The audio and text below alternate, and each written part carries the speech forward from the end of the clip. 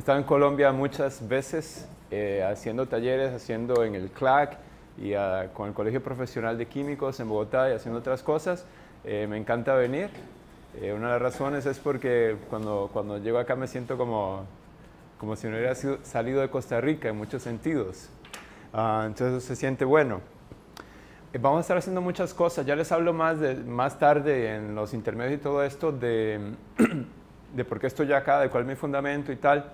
Pero estaba pensando, ahora que escuchaba a Walter hablar, que aprender ciencia es aburrido. Y me acordé de una mujer a la que entrevistamos hace como 4 años y me decía, estaba en un laboratorio que había sido transformado y me decía que ella estaba muy contenta de ese laboratorio nuevo porque se le había olvidado lo que era la escuela media en Estados Unidos.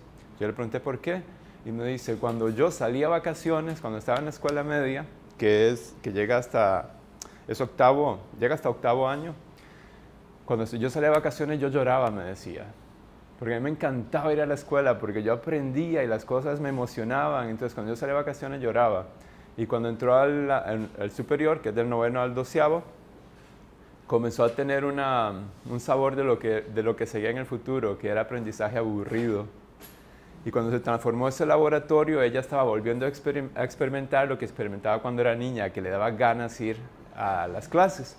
Entonces ahora que Walter estaba hablando, se me ocurrió una cosa que hago yo con estudiantes de primer semestre, estudiantes que vienen frescos. A nosotros nos llegan a la universidad de 17 años, algunos llegan de 16, muy pocos llegan de 18. Entonces, la primera clase de química, la química tiene una diferencia con la física y la biología. Y se está documentado que los estudiantes y las estudiantes le tienen muchísimo más miedo a la experimentación química que a la experimentación en biología o en física. Cosas del comercio que hablan de químicos y son cosas malas. En la biología están más cerca de eso y en la física también están más cerca. Entonces una cosa que yo hago con los estudiantes, recuerden que no son ustedes, son niños, niñas de 17 años. Entonces pongo a uno de ellos a que haga esto, se hace un montaje completo, ¿verdad?, de situaciones, hacen esto y le digo que apriete y no pasa nada. Entonces, esas tazas me las robé hoy en la mañana del lugar donde me estoy quedando, pero yo uso otra que me permite que las tazas se vean completamente iguales. Entonces yo tomo otra y les digo esto y les digo, bueno,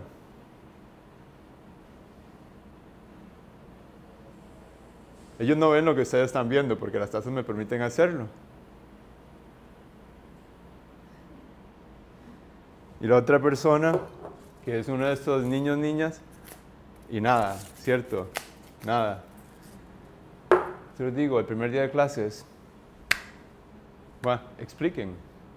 Hablen con su compañero, la persona que está a la par, y explican.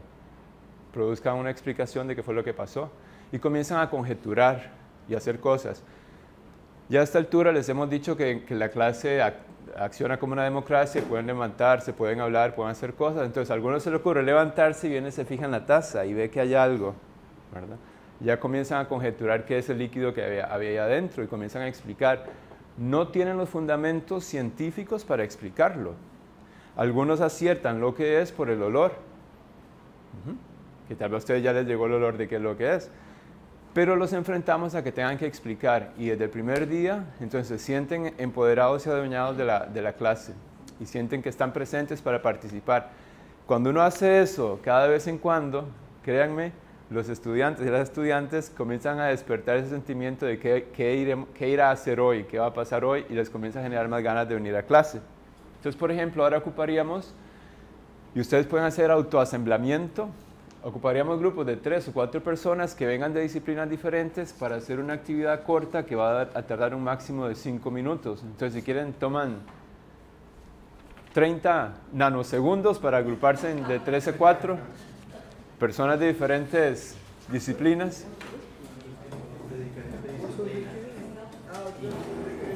Tratemos de pensar en un propósito. El propósito es como más amplio que los objetivos, ¿verdad? Entonces, que se vivencie cómo se genera conocimiento. Y ahora sí, después podríamos pensar en los objetivos puntuales, objetivos que hacen cositas más pequeñas, destrezas psicomotoras, por ejemplo, reforzamiento de los contenidos de la teoría del curso. ¿Cómo? Aplicaciones. ¿Qué más? Si hay algo más, no tiene que haber, pero no quiero que se quede nada que quieran decir. En física, ¿qué objetivos puntuales podrían? Seguridad, sí, sí. Evaluación de riesgos, ¿verdad? Y riesgos y peligros y seguridad, ¿puede ser? Ok. Y la motivación también. Motivación como un objetivo, muy bien. Sí. ¿Algún otro que se quede por ahí? A mí me parece que también resolución de problemas. Resolución de problemas. Trabajo en equipo. Trabajo en equipo. Trabajo cooperativo. Vea que de repente están saliendo otras cosas que tal vez no eran tan evidentes al principio. Lo primero que pensamos es manipulación, la parte psicomotora. Pensamos en darle un servicio al curso de teoría, como si el laboratorio estuviera supeditado a la teoría, ¿verdad? Pero ya comienzan a aparecer otras cosas que tal vez no siempre consideramos ni los estudiantes las consideran. En algunos lugares les dicen habilidades blandas, que es una cosa medio denigrante. Trabajo en equipo, ¿verdad? Solución de problemas, motivación. Ustedes mencionaron, sin decirlo así, naturaleza de la ciencia, que entiendan la naturaleza de la ciencia. ¿Cuál es la participación de los estudiantes en la definición de los objetivos? Ya contestaron, no es ninguna. ¿Por qué? ¿Por qué no participan?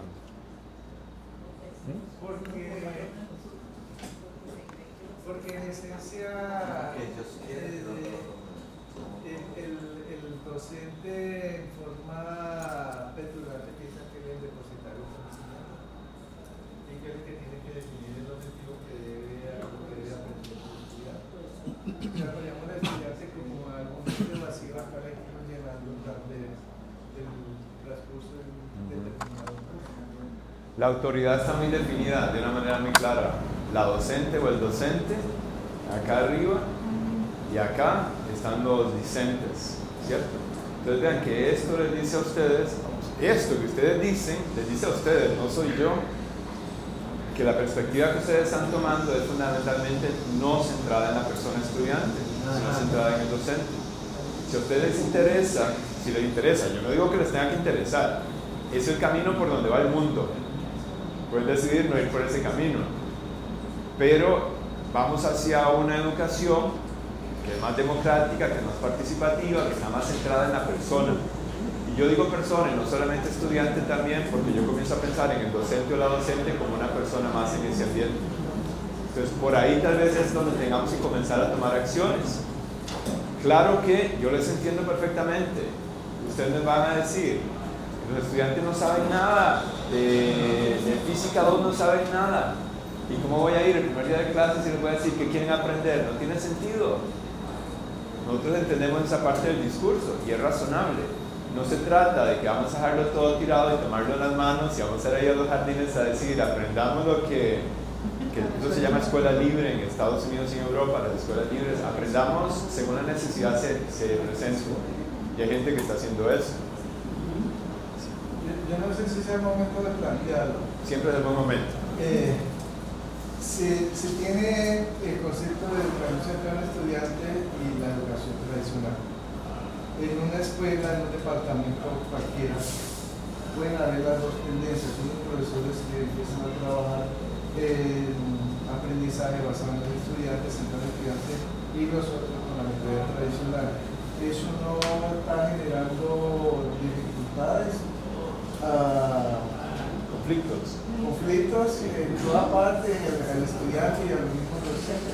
Claro. Entonces eso fue lo mejor. ¿Cómo manejar eso? ¿Alguien quería contribuir ¿sí? No. ¿Alguien quería contribuir con esa observación? ¿Referirse a la observación? Es cierto. Ambas. Sí, sí.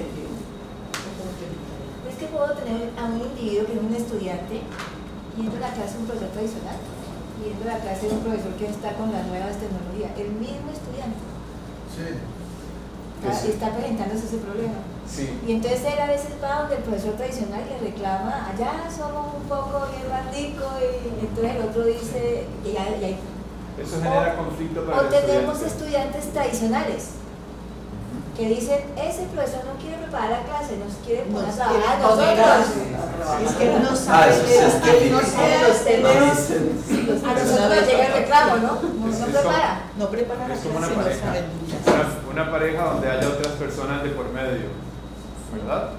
Entonces, lo más tradicional es el matrimonio hombre-mujer y un niño o una niña que sabe cómo manipular a uno o al otro. Y si la madre le dice que no, va donde el padre le dice que sí, ¿verdad? Y puede crear un conflicto de autoridad. Entonces, claro que se puede crear una situación conflictiva seria. Nosotros hemos visto, por ejemplo, estudiantes que están en una clase que es tradicional y están en una clase que es no tradicional. Y eso lo que hace, lamentablemente, se comienzan a odiar más la clase tradicional, porque les gusta mucho esta clase y la otra les comienza a gustar menos y menos y menos y menos. Entonces, claro que genera un conflicto. Y el profesor que está acá se da cuenta, la profesora que está acá se da cuenta, y puede entonces volverse un conflicto entre los docentes. Ajá. Se da sobre todo entre departamentos y no hacia adentro de los departamentos. Entonces, se puede dar.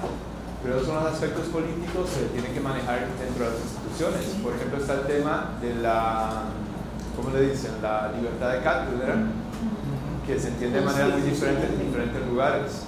Entonces, por ejemplo, hay lugares donde la libertad de cátedra le permite al docente no asumir reformas. Ustedes usan un aula virtual, un campus virtual.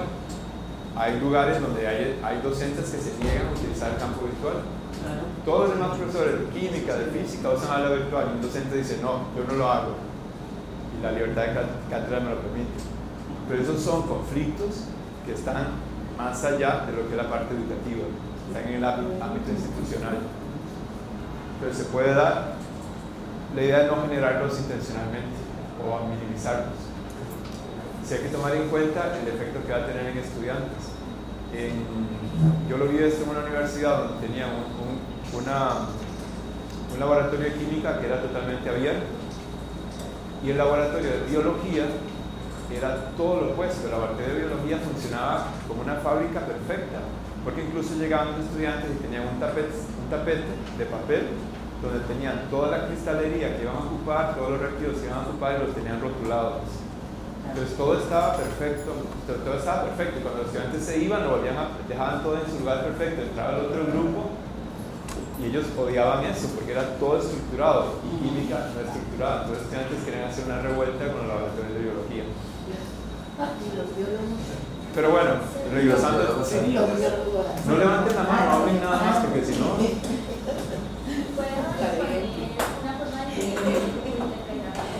Claro. Como lo habíamos interpretado acá, era en definición de esos objetivos, ¿cuál es la participación de esos estudiantes? Y la respuesta a esa pregunta sería total, porque los objetivos están en función de los estudiantes y son para los estudiantes. Pero en la definición ellos no participan. No, porque sería en función de esos objetivos, o sea, nosotros ya aclaramos cuáles son esos objetivos y en definición de esos objetivos, ¿cuál es la participación? Y es total. Sí, porque ellos son los que lo hacen. Si no hay estudiantes, ¿para qué objetivo? Pero es una pregunta diferente. Sí, claro. ¿Verdad? Es una pregunta diferente. Porque es como que yo te diga, ¿qué quieres comer? Y yo te lo preparo. A que yo te dé la comida y te la comas toda. Entonces, Y le diga el objetivo. ¿quién se comió la es que comida? te la Vos. comas toda. ¿verdad? Entonces aquí lo mismo. Los objetivos están en función de los estudiantes en el sentido de que son preparados para los estudiantes como consumidores de los objetivos. Pero ellos no están participando en la definición de los objetivos. Claro que son para ellos, como dijiste vos, si no hay estudiantes, no hay nada, no hay objetivos, no se hizo nada. Entonces siempre el estudiante va a ser el consumidor de los objetivos. El tema es qué tanto dicen ellos a la hora de definir esos objetivos. No es complicado hacer esto, tampoco se trata de que vamos a darle, se va a volver una anarquía, le vamos a dar a ellos todo lo que decidan, Pero por ejemplo, una cosa que nosotros hacemos es que al iniciar la clase, todo es tentativo al iniciar la clase, y les dejamos una encuesta en línea, y les decimos, anote todos los objetivos que usted considere que se deben agregar o cosas que quiere hacer en este curso. Primera semana, tienen 3 días. Hacemos un resumen de eso, la próxima clase se los decimos, eso es lo que ustedes dijeron. Lamentablemente, una gran parte de las veces, los estudiantes que llevan Química 2, yo les hablo de Química porque es lo que conozco, los estudiantes que llevan Química 2 les preguntamos qué quieren aprender en este curso y dicen cinética, termodinámica, y comienzan a recitar los contenidos del curso, ¿verdad? Entonces quedamos igual, pero es una cosa irlos educando. Pero siempre aparecen algunos que piden otras cosas. Por ejemplo, una mujer que estaba interesada en química ambiental puso temas de química ambiental o aspectos de química ambiental en lo que ella quería que se cubriera en ese objetivo, en los objetivos de ese curso. Porque nosotros en el grupo mencionábamos que indirectamente los estudiantes de las versiones anteriores al curso pueden influir en la definición de los objetivos de una nueva versión del curso con base en la experiencia que se toma de ese curso anterior. La experiencia ya Entonces, hay un vivida. estudiante que tomó el curso está en cierta forma decidiendo. Muy bien, no tiene que ser el estudiante que lo va a tomar, sino que puede ser el estudiante en conjunto. Entonces el estudiante anterior, si tomamos la retroalimentación, ¿cómo está?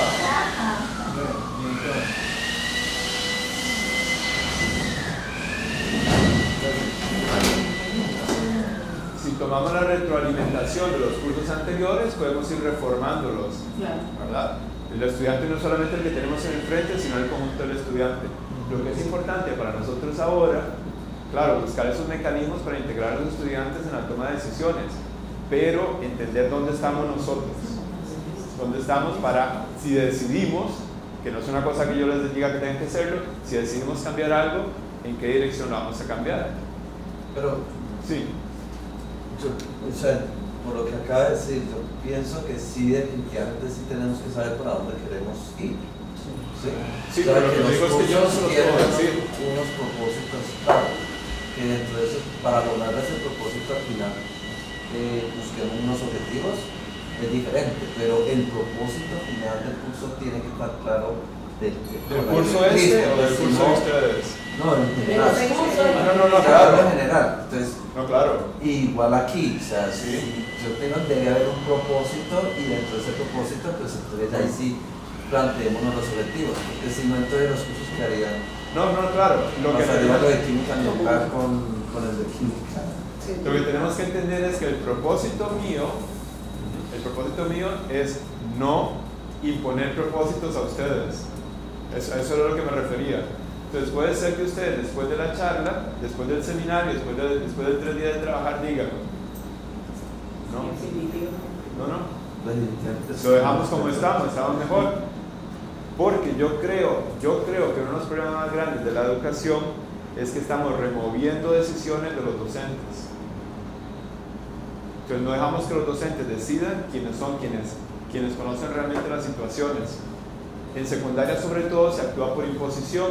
Aparece un programa de secundaria y les dicen tienen que hacer esto, mapas conceptuales. Yo creo que en América Latina todavía está. Tienen que hacer mapas conceptuales en todos los cursos. Y viene la decisión que viene de arriba. No se trata de escuchar, el docente no participa en esa toma de decisiones para lo que va a hacer en el aula. A lo que yo me refiero es sí, tenemos que tener propósitos, lo vamos a ver en un par de minutos, propósitos claros. Lo que yo digo es que los propósitos tienen que venir de ustedes, no pueden venir de mí. Y ya vamos a ver por qué. ¿Qué estrategias se usan para lograr esos objetivos? Será otra de las preguntas. Si tal vez unas conclusiones breves, ¿qué estrategias se usan para lograr los objetivos? Las guías de laboratorio. El diseño de las guías. Diseño de guías de laboratorio. Les voy a anticipar que yo creo que usted necesita trabajar en más estrategias para lograr esos objetivos, incorporar cosas diferentes en el laboratorio para lograr los objetivos que ustedes tengan. Porque si nos quedamos solamente con las guías, vamos a limitarnos a lo que es manipulativo. Las guías no les ayudan en la parte, por ejemplo, de desarrollo del problema sobre la parte conceptual.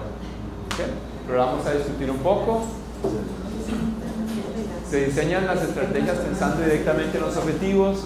Esto lo habrán escuchado ustedes en sus cursos de pedagogía, que tiene que haber una relación directa de los objetivos con las actividades, con las estrategias, con la evaluación. Que también lo vamos a discutir más el tercer día. ¿Cómo se evalúan los objetivos? Yo creo que no nos va a dar tiempo para llegar a la evaluación. Vamos a hacer algunos comentarios, pero también tienen que estar conectados con esos objetivos. Por ejemplo, si yo quiero que aprendan a desarrollar habilidades de resolver problemas, al final del curso tengo que tener una manera de saber que desarrollaron o no eso. Si tengo el objetivo de las competencias de comunicación, algo tiene que ver ahí que yo lo pueda evaluar.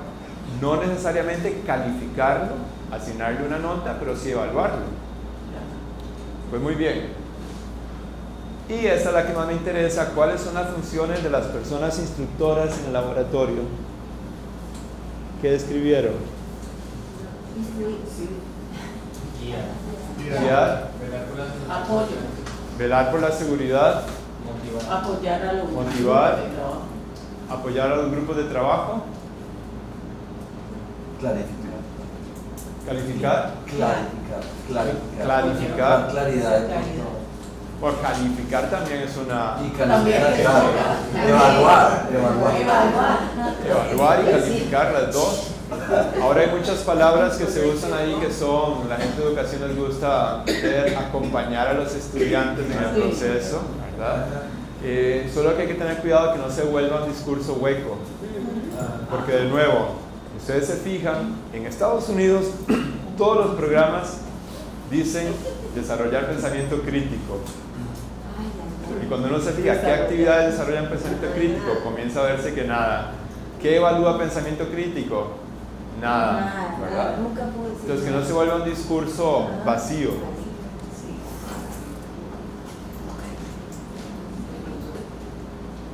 ¿Cuál es el papel de los y las estudiantes en el curso? En los cursos que ustedes enseñan, ¿cuál es el papel de los y las estudiantes? En los cursos de laboratorio. Ser el objeto de los objetivos.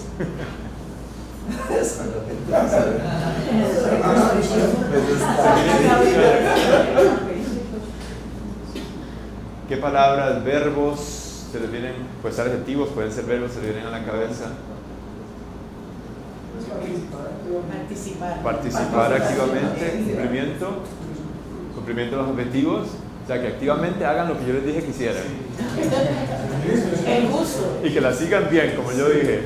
El gusto. ¿Qué se les ocurre? Discusión crítica de... Discusión crítica de los procesos.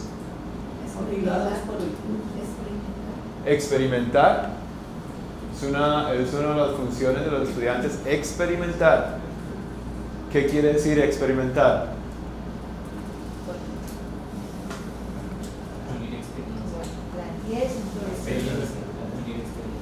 En español existe la palabra experienciar. No existe. Yo lo he usado. Pero tener una experiencia y experimentar no es lo mismo. Por eso les pregunto yo, ¿qué es experimentar? Pues para que aplique el método científico. Aplique el método científico. Muy bien, aplique el método científico. Como yo le dije, cuando yo le dije. Que sea crítico de la manera que yo le dije también. Entonces, vamos a ver, aplicar el método científico es experimentar. Como dijeron por allá atrás, con el corazón, con la mano en el corazón. Las prácticas de ustedes hacen que los estudiantes apliquen el método científico. Hacen que experimenten. Yo no conozco las prácticas a profundidad, así que si me dicen sí, es sí. Si me dicen no, más o menos. Una sí, otra no. Pero es una palabra muy importante, experimentar. Pero experimentar tiene que ver también con libertad.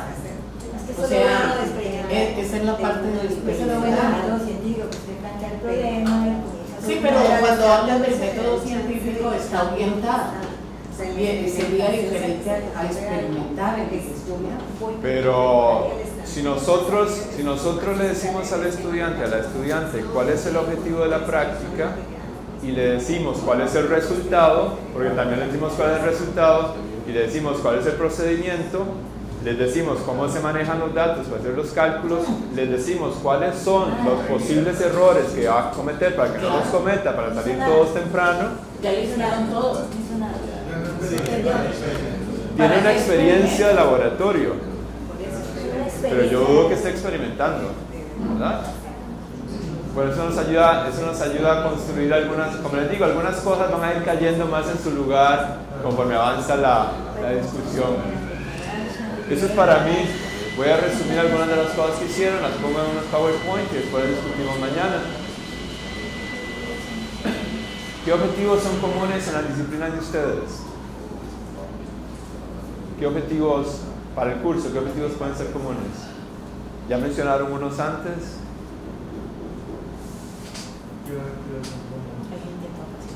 Si tienen estudiantes que probablemente están llevando...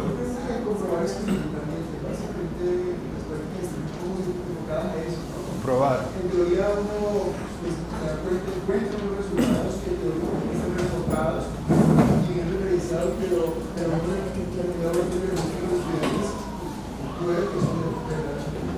Y eso es lo que será. Muy bien, eso llaman verificación. Entonces, en las ciencias puede ser que sea común que los laboratorios sirvan para verificar conocimiento, para demostrar conocimiento. Entonces, lo que aprendieron la ley de gases, van al laboratorio y hacen la ley de gases. Las diferencias entre las células, ¿cuáles eran? Células animales y las otras.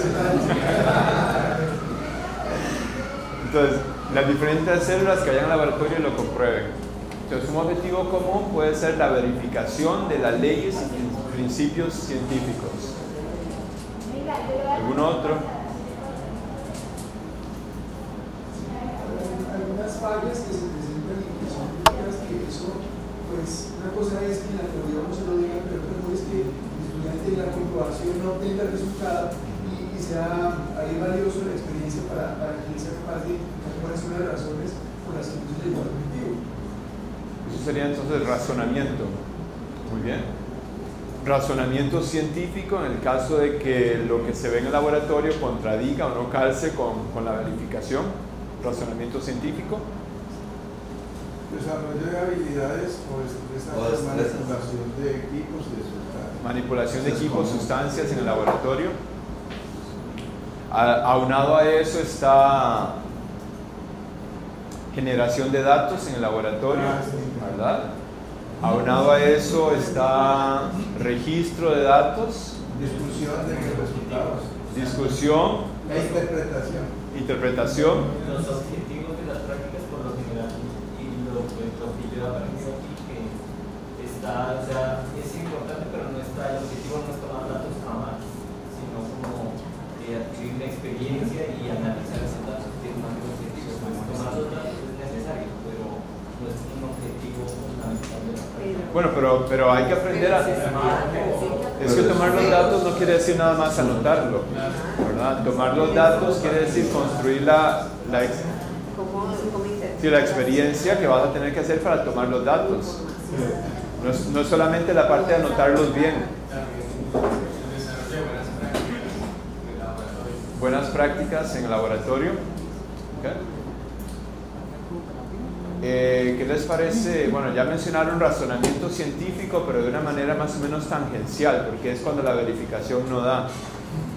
Pero eso no implica que nosotros vamos a crear una práctica y le vamos a poner ya algo que no dé para que tenga que hacer el razonamiento, ¿verdad? Es más bien lo casual. Entonces, tal vez podríamos pensar en razonamiento científico, pero creando situaciones que promuevan el razonamiento científico. Okay. Una cosa que está muy de moda ahora es la naturaleza de la ciencia. En todas las ciencias se aplica que queremos que los estudiantes entiendan cómo funciona la ciencia. La ciencia no funciona como como se ha enseñado en los laboratorios tradicionalmente, donde uno entra y todo está listo y todo está escrito y se hace, da o no da y se va. Así no funciona la ciencia. O no funciona en periodos de 2 horas de laboratorio, uno entra y hace y se va. Entonces los estudiantes pierden o no recogen esa noción de que la ciencia tiene un componente temporal muy importante. ¿Debe haber objetivos comunes? Yo creo que sí debe haber objetivos comunes. De hecho, por eso el compañero de matemática le preguntaba ahora si colaboraban con los otros compañeros. Por ejemplo, el uso de modelos matemáticos en química es indispensable desde el principio, desde la 1, desde química 1. Entonces, apoyarse en esos modelos en las facultades de matemática, por ejemplo. Ver cómo se vinculan para que ellos usen ejemplos de nosotros allá y nosotros utilizar cosas de ellos acá en el laboratorio. Modelos estadísticos. Modelos estadísticos, sí, que hay que comenzar a enseñar desde lo más simple, pero comenzar desde el primer curso también.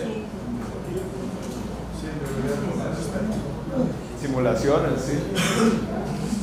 Ok, esto lo voy a hacer yo en la casa ahora en la noche, que es un resumen de lo que hemos hecho. Y ahora sí, ya para cerrar esta primera parte. Entonces lo que estamos haciendo, lo que ustedes se dieron cuenta, yo creo que estamos haciendo es precisamente generar ese mapa de ruta, tratar de ver dónde estamos y ver hacia dónde puede ser que queramos ir. Puede ser que tengamos una ruta similar. Ojalá que sea similar esa ruta que tengamos. No tiene que ser exactamente la misma ruta, ni tiene que ser con los mismos pasos. Pero la idea es hacer esa reflexión al nivel internalizado y no solamente de un discurso de una persona ajena a la institución, para que cada uno de nosotros pueda llevarse esa formación, esa decisión de dónde estoy, a dónde quiero ir, y buscar el medio donde pueda cultivar esas decisiones, donde pueda cultivar esos objetivos. Yo les puse esto acá porque me parece a mí que en la institución universitaria a veces perdemos la perspectiva.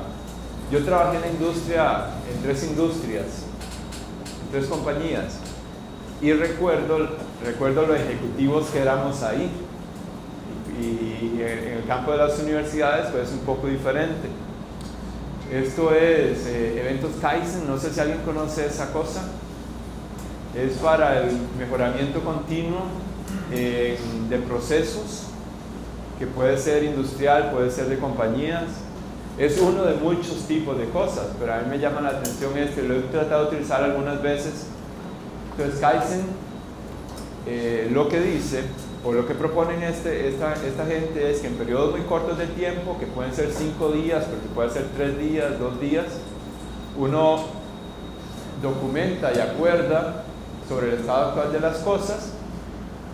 Esto es de los pasos más complejos, porque nosotros a veces no nos damos cuenta, hacemos muchas suposiciones de lo que la gente alrededor de nosotros piensa, y cuando uno se sienta a ver dónde está y cómo están las cosas, comienzan a surgir sorpresas y cosas desconocidas. Entonces ponerse a documentar y a llegar al acuerdo de dónde estamos a veces lleva más tiempo del que uno pensaría, y una vez que uno tiene eso, define un estado al cual quiere llegar. Imagínense que eso es una compañía, o lo hacen en compañías, entonces se juntan en la mañana y hacen esto.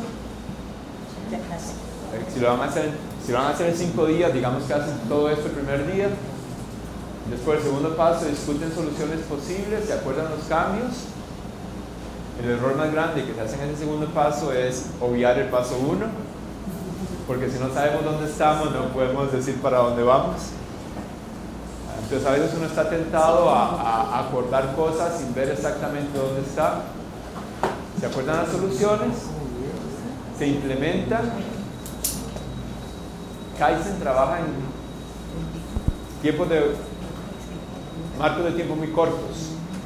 Entonces no siempre va a ser aplicable a todas las cosas que uno hace. Se implementan esas mejoras, se refinan, se desarrolla un acuerdo sobre estándares de trabajo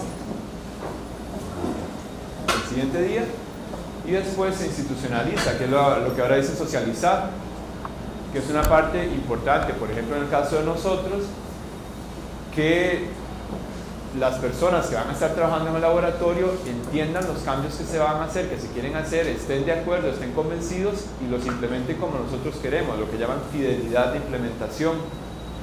Y también la gente que está a niveles superiores, por ejemplo la rectoría, que la rectoría entienda lo que se está haciendo. Entonces los ponía ahí nada más porque tal vez ustedes quieran pensar estos procesos, tal vez no como Kaizen, porque esto va a ser un proceso más largo de ustedes, que no va a ser tampoco muy largo, pero va a ser más largo. Y lo pueden pensar en función de estos organizadores de mejora continua que vienen de la industria. Van a darse cuenta que mañana les voy a hablar más del sentido común, pero hoy les voy a hablar bien del sentido común. Mucho de lo que ustedes van a hacer y pueden hacer se basa en sentido común, pero en sentido común después de haberse informado, no sentido común sin informarse. Entonces no se sorprendan, el objetivo mío secreto es que cuando ustedes terminen estos 3 días sientan como que no aprendieron nada de mí, sino que desarrollaron cosas ustedes. Yo recuerdo una estudiante que la entrevistamos, ella también había tenido un laboratorio tradicional y un laboratorio reformado, y la estudiante en una entrevista, yo escucho las entrevistas, pero yo no las entrevisto por cuestión de investigador, no las puedo entrevistar yo, pero escucho las entrevistas y ella estaba así, pero estaba súper ofendida, porque decía, es que este laboratorio, el laboratorio reformado, decía, aquí no aprendimos nada, aquí no aprendimos absolutamente nada, lo único que hicimos fue resolver problemas. Nos daban una pregunta y teníamos que hacer investigación en la biblioteca y teníamos que armar un procedimiento y después teníamos que reunirnos y discutir y llegar a un acuerdo y teníamos que venir con el procedimiento, probarlo en el laboratorio, si no funcionaba hacer cosas diferentes y después teníamos que reunirnos y discutir y llegar a acuerdos y evaluar los datos y después y yo decía, fabuloso, porque ella hizo todo lo que tenía que hacer y aprendió todo lo que tenía que hacer, pero en la cabeza de ella, por alguna razón, ella no había aprendido nada, porque era nada más llegar ahí a resolver problemas. Entonces muchas veces una buena experiencia de aprendizaje es tan orgánica que eso es lo que uno siente. Entonces van a darse cuenta que acá el sentido común va a operar mucho. Hemos estado hablando de aprendizaje centrado en la persona. De nuevo, hablando más de la gente de educación, a ellos les encantan este tipo de cosas, porque lo confunden a uno y lo dejan a uno esperando qué, ¿verdad? Nosotros vamos a mantener ajenos a eso, ajenos al discurso pesado de la educación, y le vamos a hacer las cosas más pragmáticas. Si vamos a tener que hablar de ciertas cosas, vamos a hablar un poco de metacognición, por ejemplo, modelos mentales, colaboración, cooperación, tipos de evaluación, pero de una perspectiva, digamos, muy llana. Esto, si les interesa, viene de FAU, ahí está la dirección, que tienen acceso en el aula virtual que abrimos. Y no, pues se trata de presentar como una cosa mucho más compleja de lo que es por alguna gente el aprendizaje centrado en la persona. Y tanto así que hay definiciones que varían bastante. Entonces cuando se habla de aprendizaje centrado en el estudiante, que es como lo dice la mayor parte de la gente, a veces se entiende como una aproximación pedagógica, a veces se entiende como estrategias, a veces se entiende como actividades, a veces se entiende como programas enteros. Y yo personalmente prefiero entenderlo como una disposición de la persona docente frente al proceso de enseñanza-aprendizaje. Y eso es curioso, porque a veces dicen aprendizaje centrado en la persona es una manera de dar clases. Y eso como que es contradictorio, ¿verdad? Pero entonces yo lo entiendo como una disposición de nosotros que damos clases, una disposición de nosotros hacia el proceso de enseñanza-aprendizaje, es mucho más general. Y quiero que nosotros lo entendamos también desde el diseño de las experiencias. Desde el diseño de las experiencias, tener en cuenta a la persona estudiante. Eso quiere decir las capacidades, necesidades, intereses, expectativas, realidades de esas personas y su participación para descomplicarlo. alguna gente dice, a la gente le encanta tener estos, yo digo que se quieren hacer famosos, entonces hacen taxonomías o hacen unas listas de cosas para que todo el mundo los cite. Pero este se los puse, este lo escogí del mismo FAO, lo escogí porque se van a dar cuenta que todo esto que viene aquí lo vamos a discutir desde otras perspectivas. Y tal vez una perspectiva más tipo sombrilla. Entonces, para aprendizaje centrado en la persona, esta gente dice debe, que ya ahí me parece mal, porque están haciendo recetas y las recetas no funcionan. Aprendizaje centrado en la persona debe involucrar a los estudiantes con los materiales de aprendizaje. Debe promover el pensamiento, resolución de problemas, evaluación de evidencia, análisis de argumentos y generación de hipótesis. Debe hacer que los estudiantes reflexionen sobre su aprendizaje y debe dar a los estudiantes algún control sobre el proceso de aprendizaje y además promover la participación. Hay muchas cosas ahí desconectas que las ponen de repente dentro de lo mismo, pero el mensaje creo que está claro. Y esto está en el aula virtual que tenemos, es un video corto como de 3:38 que describe el aprendizaje centrado en la persona. Lo pueden ver hoy en la noche, lo pueden ver más tarde en la casa. Nada más congelé ahí la imagen donde están en el laboratorio de química, porque eso es la imagen de muchos estudiantes en el laboratorio de química. Ahí no está tomando apuntes, está dormido. Lo pueden ver, es una descripción interesante y es motivadora, está en inglés. Y ahora sí, para lograr introducir el aprendizaje basado en la persona, hay que tener un cambio de estado mental.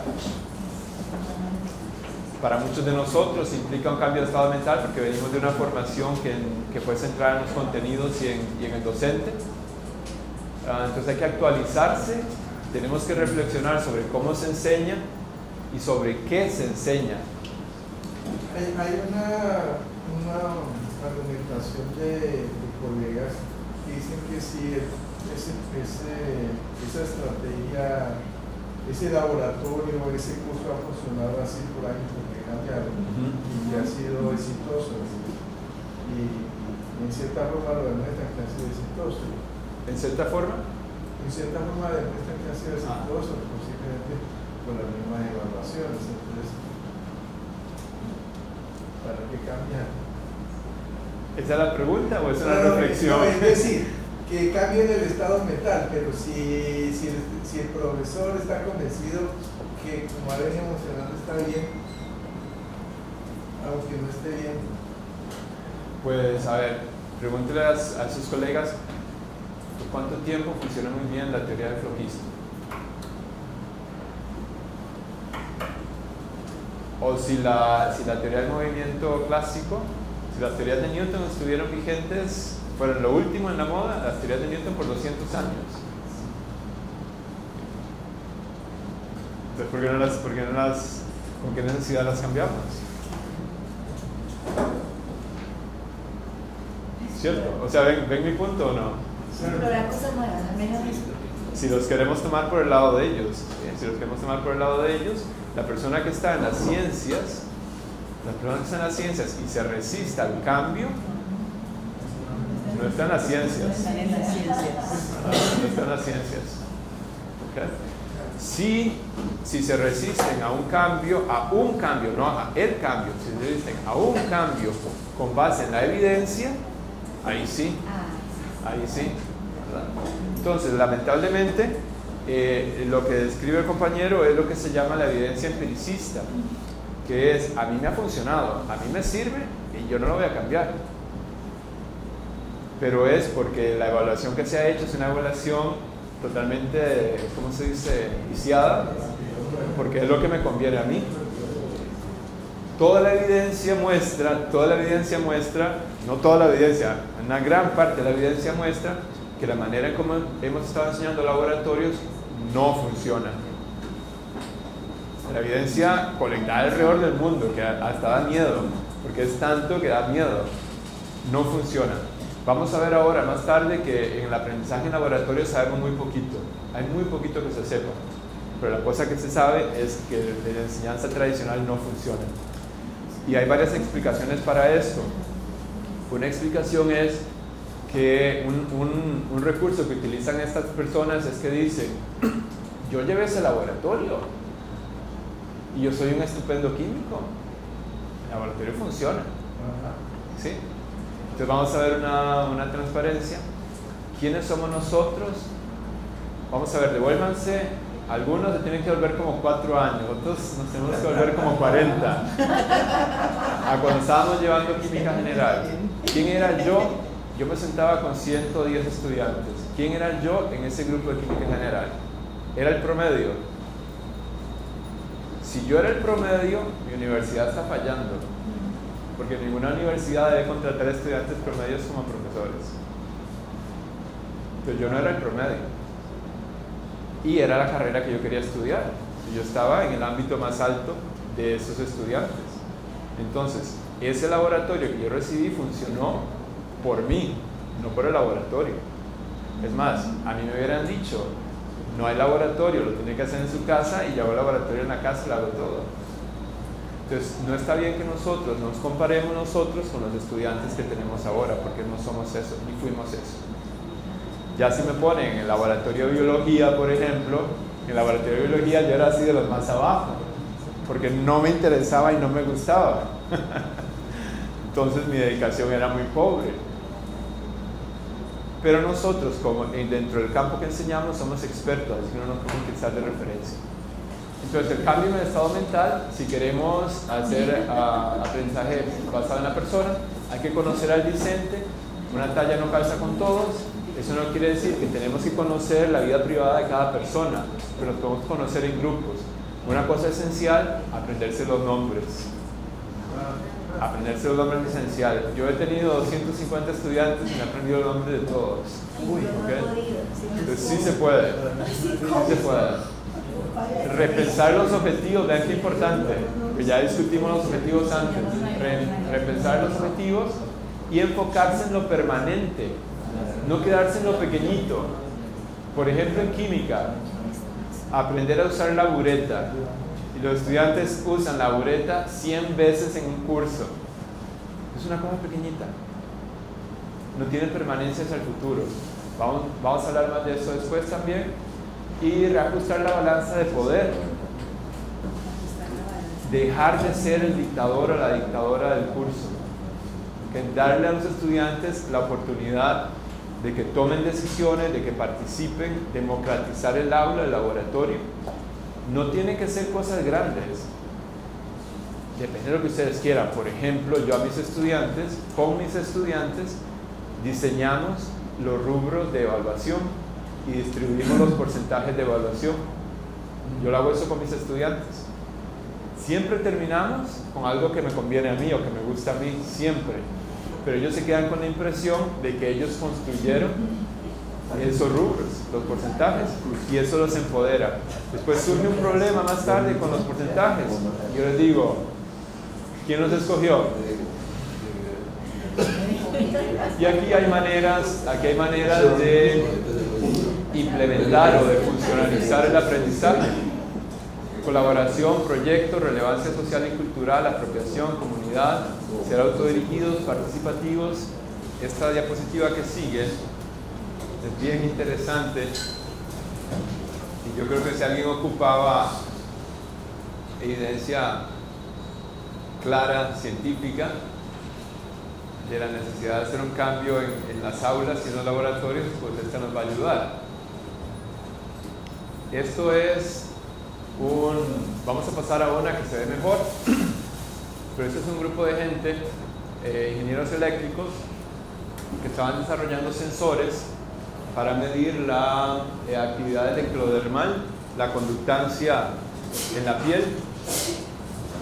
Entonces ellos publicaron esto. El objetivo de ellos era demostrar que tenían un sensor que no era invasivo, que ellos podían ponérselo a una persona y la persona podía seguir con sus actividades normales mientras se registraba la conductancia en la piel.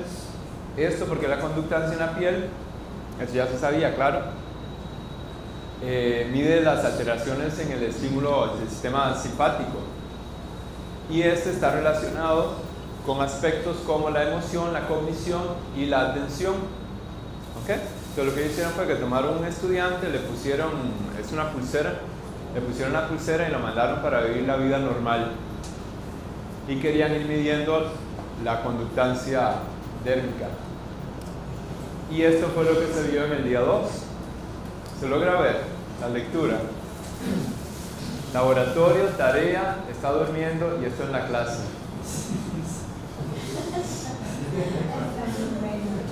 Más claro no podría ser, ¿verdad? Piensa más cuando está dormido que cuando está en clase. Y este laboratorio, yo digo que es un laboratorio de química y que este es un laboratorio de física. Acá está el laboratorio de física, tarea, durmiendo, y en clase acá un poquito. ¿Saben por qué yo digo que es un laboratorio de física? Esto no es química. Aparte de que me conviene. Porque en química, como les decía al principio, en química hay una condición reconocida y registrada en la literatura que es la ansiedad química. A un estudiante uno le trae una botella de agua y le dice, es un químico, y reacciona. Porque tienen miedo a la química. Que los estudiantes, yo creo que estos estudiantes de acá están activos y poniendo atención, no necesariamente porque estén involucrados cognitivamente en la química, sino porque uno los pone en un laboratorio de química y les da miedo. Si les da miedo la exposición, les da miedo que les pase algo. Los que enseñamos primer laboratorio de química lo sabemos. Las personas en el laboratorio de química están atentas, pero es un mecanismo de sobrevivencia, no necesariamente de aprendizaje, porque tienen miedo de estar ahí. Pero no necesariamente están más activas cognitivamente que en física, porque estén aprendiendo. Y en física y en biología los estudiantes tienden a estar, que está documentado, tienden a estar más relajados en un laboratorio de química. Les voy a dar un conjunto de extractos. Estos son declaraciones de estudiantes, cosas que han dicho los estudiantes, las estudiantes, y les vamos a pedir que por favor los organicen en dos grupos. ¿Puedes pasar para atrás? Los organicen.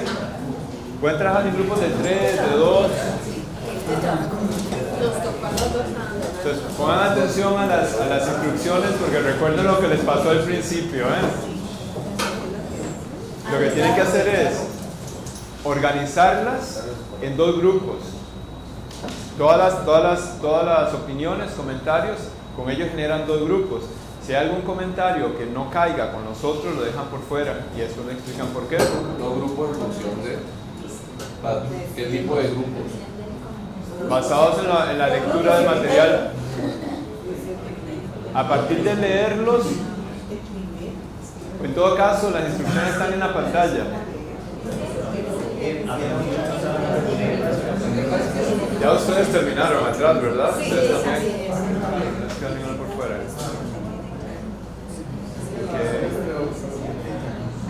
Okay. Entonces, vamos a ver. Continuemos porque nos va a pasar el tiempo demasiado rápido.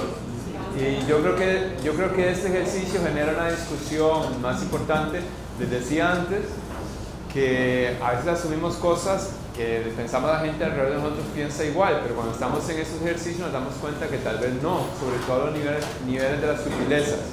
Para comenzar, les voy a pedir que engrapen los dos grupos y le pongan 1, 2, 3, 4, 5, 6, 7. Lo engrapan y ponen 7. Si hubo alguno, lo engrapan por grupos. Si hubo algún comentario que no calzó en ninguno, pues lo engrapan con los que no calzaron y le ponen también el número del grupo. ¿Sí? Se pasan la engrapadora, por favor. 1, 2, 3, 4, 5, 6, 7 al final. El número de la suerte, el 7. Entonces, tratemos de socializar, como dicen por ahí, estos resultados. Vamos a ver, ¿hubo algún grupo que no encontrara dos tipos de curso?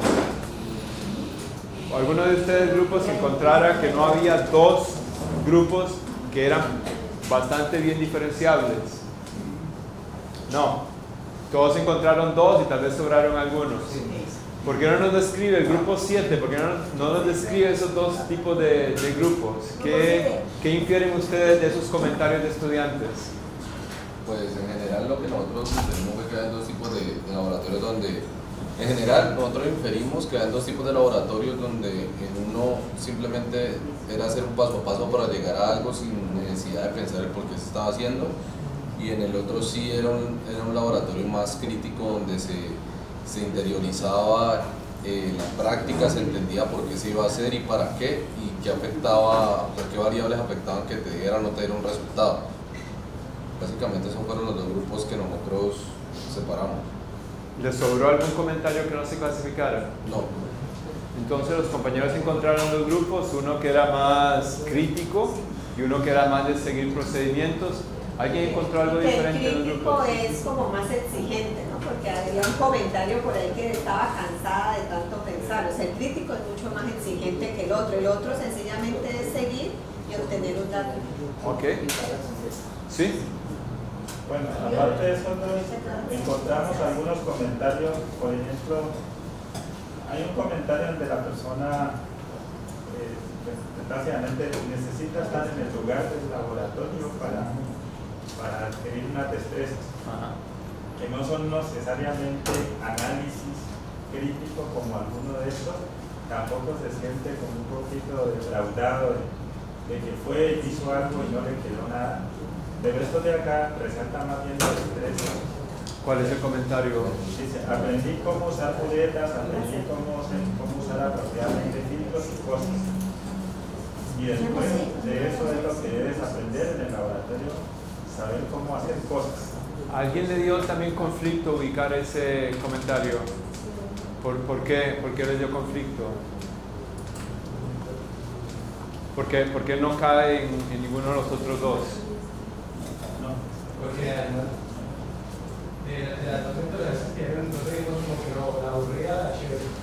Entonces uno va aprendiendo cosas buenas, filtros y cosas que es la manera chévere de la aburrida. Entonces no es que como la eso.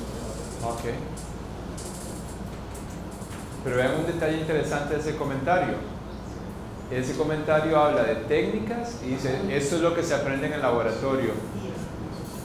¿Verdad? Entonces eso les da a ustedes una indicación del tipo de ambiente de laboratorio en que estaba esa persona. Por favor no lo cambien la clasificación, para efectos míos no lo cambien, pero vean que esa persona dice aprender técnicas en el laboratorio, de eso se trata el laboratorio.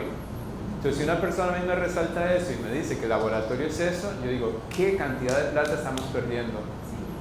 Porque el laboratorio es carísimo para aprender a usar la bureta, ¿verdad? Y ese comentario viene de un laboratorio tradicional. Esos que les di ahora vienen de artículos publicados en Estados Unidos, vamos a ver si lo puse en una transparencia. Bueno, aquí está, entre el 2007 y el 2015. Son artículos publicados. Entonces son comentarios que vienen de estudiantes no puse cuántas universidades, pero son de varias zonas geográficas en Estados Unidos, diferentísimos lugares en Estados Unidos son esos comentarios. Y vean ustedes que nosotros podemos, ustedes que no conocen de dónde vienen, pueden clasificarlos con bastante facilidad en 2 grupos de acuerdo a lo que los estudiantes expresan de esos laboratorios. Y ustedes pueden hacer inferencias del conocimiento en esos laboratorios. Pueden ver que hay lugares donde los estudiantes no están aprendiendo cosas críticas, que se consideran ahora críticas, para el aprendizaje experimental, para las ciencias, y otros donde está reduciendo el laboratorio a simplemente técnicas o seguir procedimientos. Entonces la pregunta es, ¿sí? Pero de todas maneras, puede que no haya una crítica en el sentido de aprender a manejar la bureta o aprender a manejar, pero en un momento dado, si estás más avanzado y no sabes manejar la bureta, pues no vas a poder hacer un procedimiento más avanzado. Totalmente, claro. Sí, no hay que abandonar una cosa por la otra, ¿verdad? Es como cuidarse el colesterol y de repente estar consumiendo cantidades inmensas de sal, ¿verdad? No tiene sentido. Entonces sí está claro que un laboratorio reformado no debe descuidar las técnicas, no las debe descuidar de ninguna manera, porque son esenciales para progresar. Lo que pasa es que el laboratorio reformado dice, el objetivo del laboratorio no son las técnicas. Las técnicas son instrumentos. Vamos a ver una práctica que tienen ustedes en química. Por ejemplo, manejo al primer curso hacen material y cristalería, ¿verdad? Entonces yo creo que una práctica que vi ustedes es mida 5000 veces una masa, una cosa así. Una cosa aburridísima. ¿Cómo dijiste vos? La que no era la chévere. La aburrida, la manera aburrida de aprenderla. O podemos enseñarle esa misma técnica de una manera que sea chévere, que no sea tan aburrida, sin descuidar que aprenda la técnica. Para eso es esencial.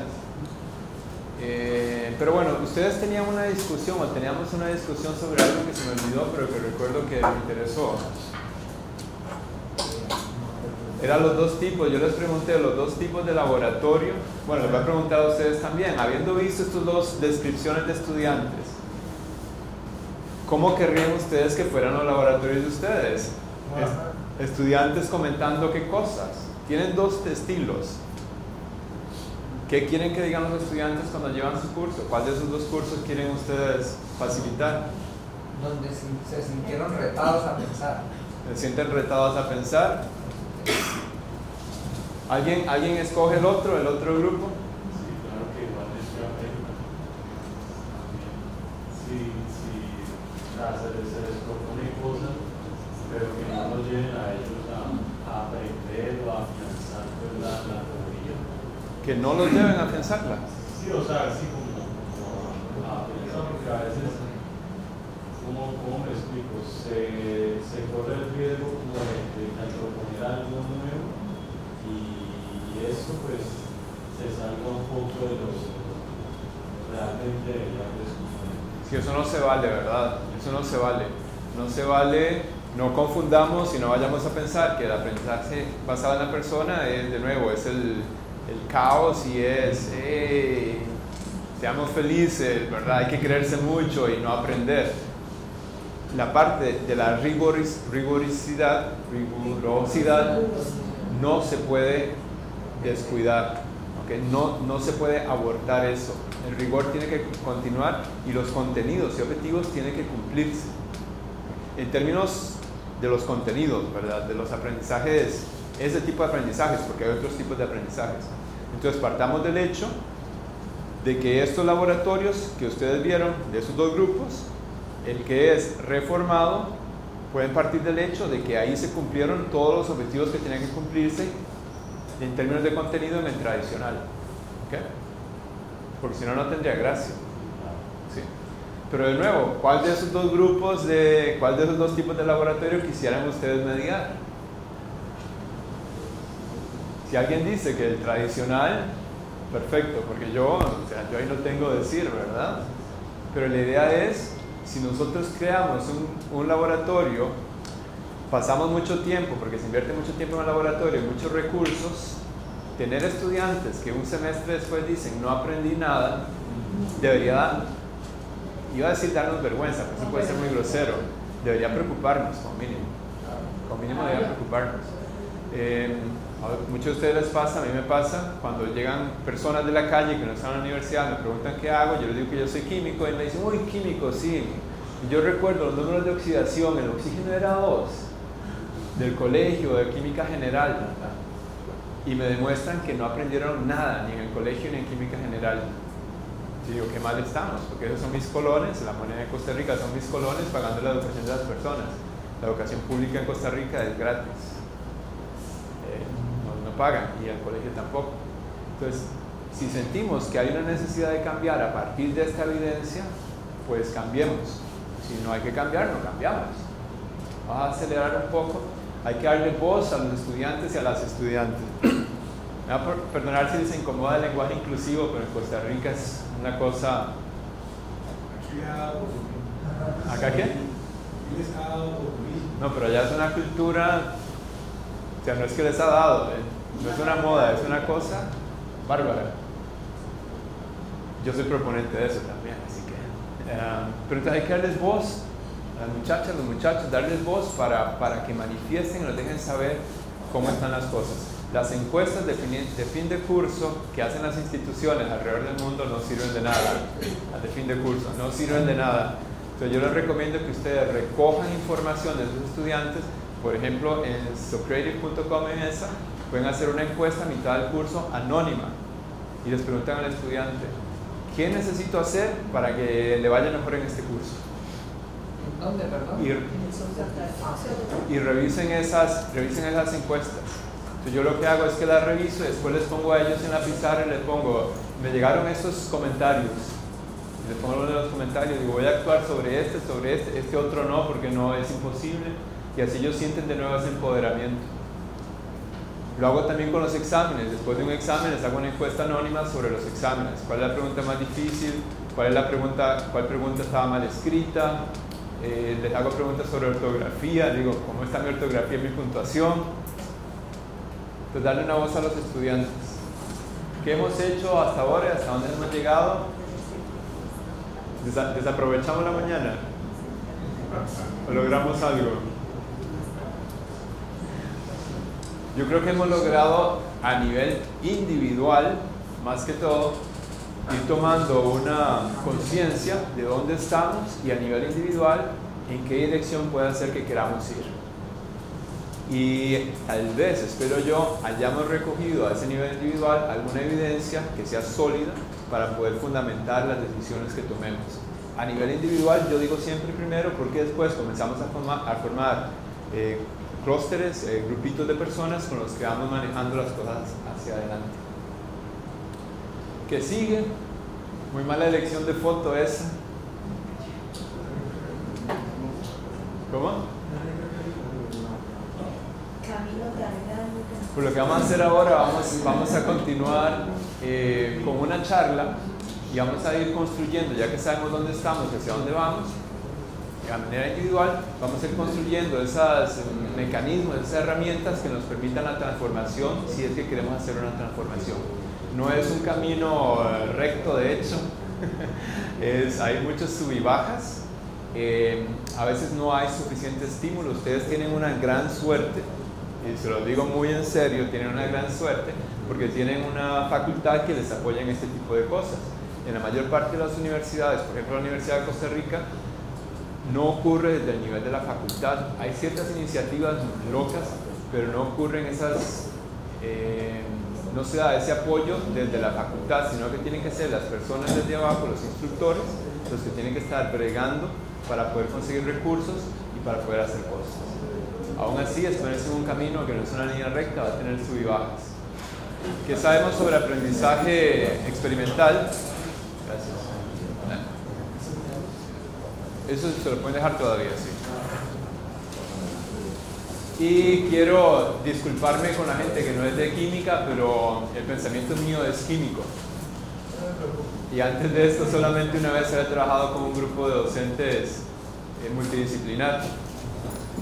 Entonces, para acordarme de eso, ahí les escuché la parte de química. Este es un grupo de estudiantes mío en noviembre del año pasado, entonces lo que es correspondiente a Química 2. Esos muchachos tienen todavía 17 años. Y esa fue la última semana de clases, esa foto, y ahora les cuento más de qué hicieron. De nuevo, para aterrizar estas cosas a nivel de nosotros, extraerlo de la parte del discurso educativo. Un ejemplo: esto que tienen ustedes acá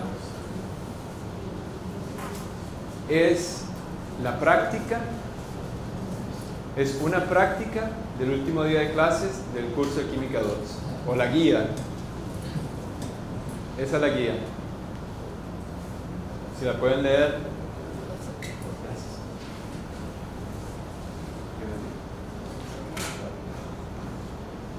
Digamos, si le decimos a los estudiantes: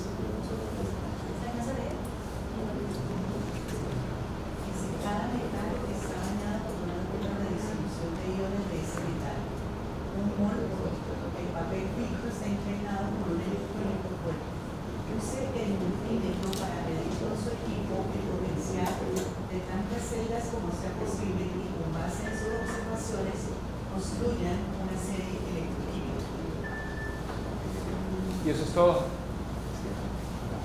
Esa es la práctica. Pero lo que los estudiantes tienen que hacer es, con el material que se les da, es una práctica sorpresa. El material que se les da, ahora sí, es como el asunto que hicimos con la... ¿Ya averiguaron qué era el líquido que había acá? ¿Averiguaron? Acetona, ¿verdad? Primer día de clases, y le decimos, esto es, expliquen. Y tienen que explicarlo a partir de nada. Es una práctica en frío. Bueno, esto es en el aula. Es una práctica en frío y lo tienen que explicar, trabajar en grupo. Esto igual, formar grupos de 3 o 4 y le decimos, ahí tienen estas plaquitas, tienen un multímetro, cogen el multímetro y dicen, ¿cómo se usa el multímetro, profesor? No sé. Los metales sí están identificados. Algunos de ustedes químicos ya están pensando cómo hacer para hacer la serie de electroquímica.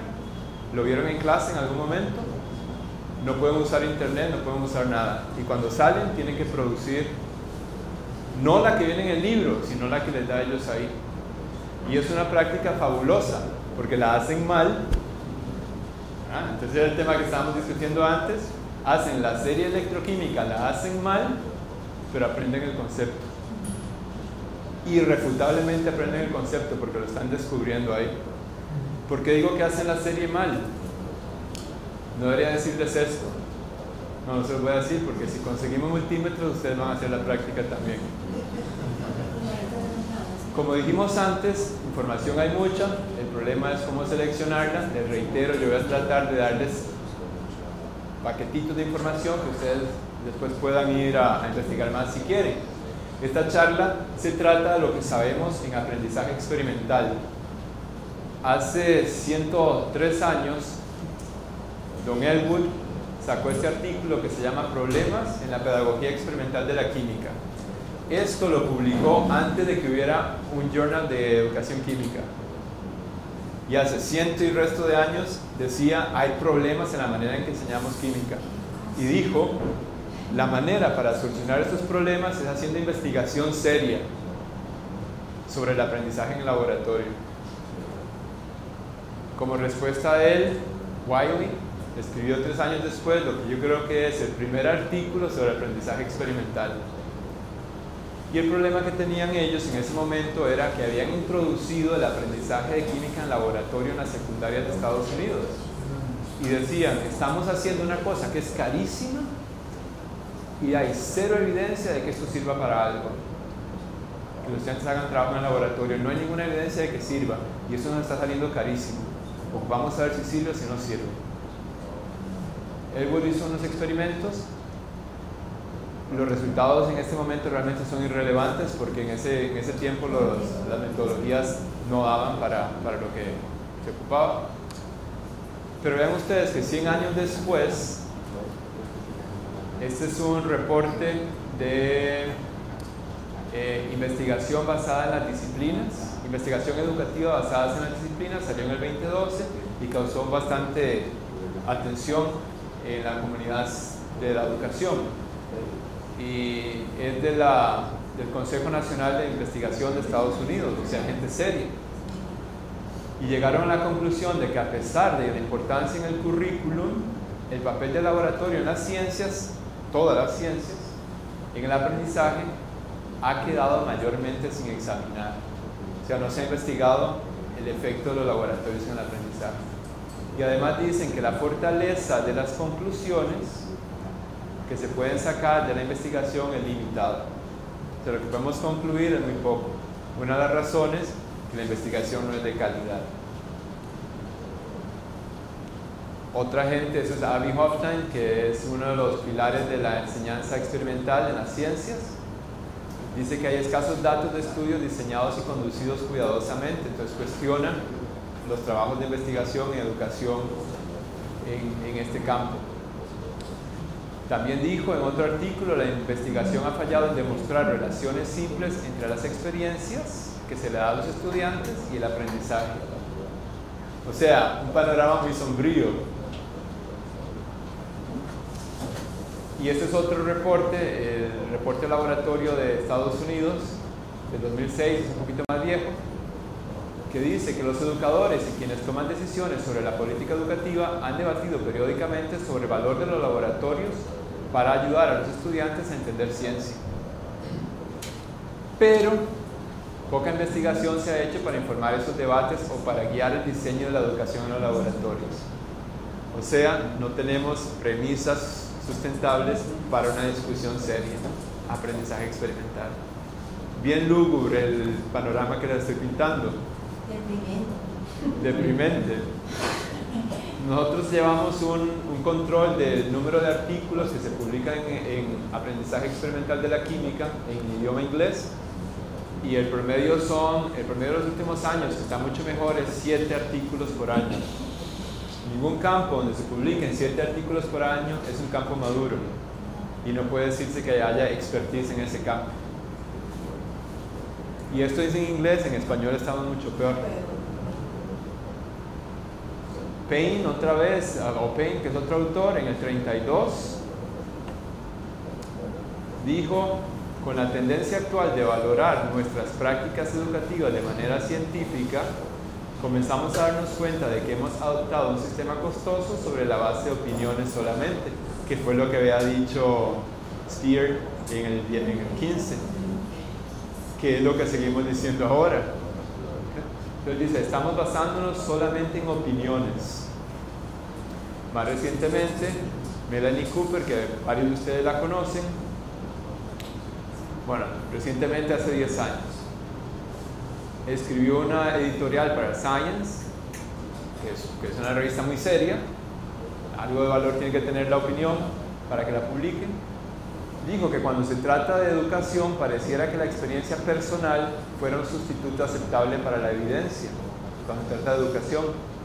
Desafortunadamente, la mayor parte de las creencias de los científicos sobre educación están raramente basadas en evidencia objetiva, sino más bien en lo que ellos imaginan que sea verdad, que es este empiricismo privado, empiricismo personal, que era lo que hablábamos más temprano, que se cree que mi experiencia es generalizable al universo. Entonces es una crítica muy grande que nos puede servir para argumentarle a esas personas que no quieren hacer reforma. Kempa buscó evidencia o tiene evidencia que demuestra esto que dice Melanie Cooper.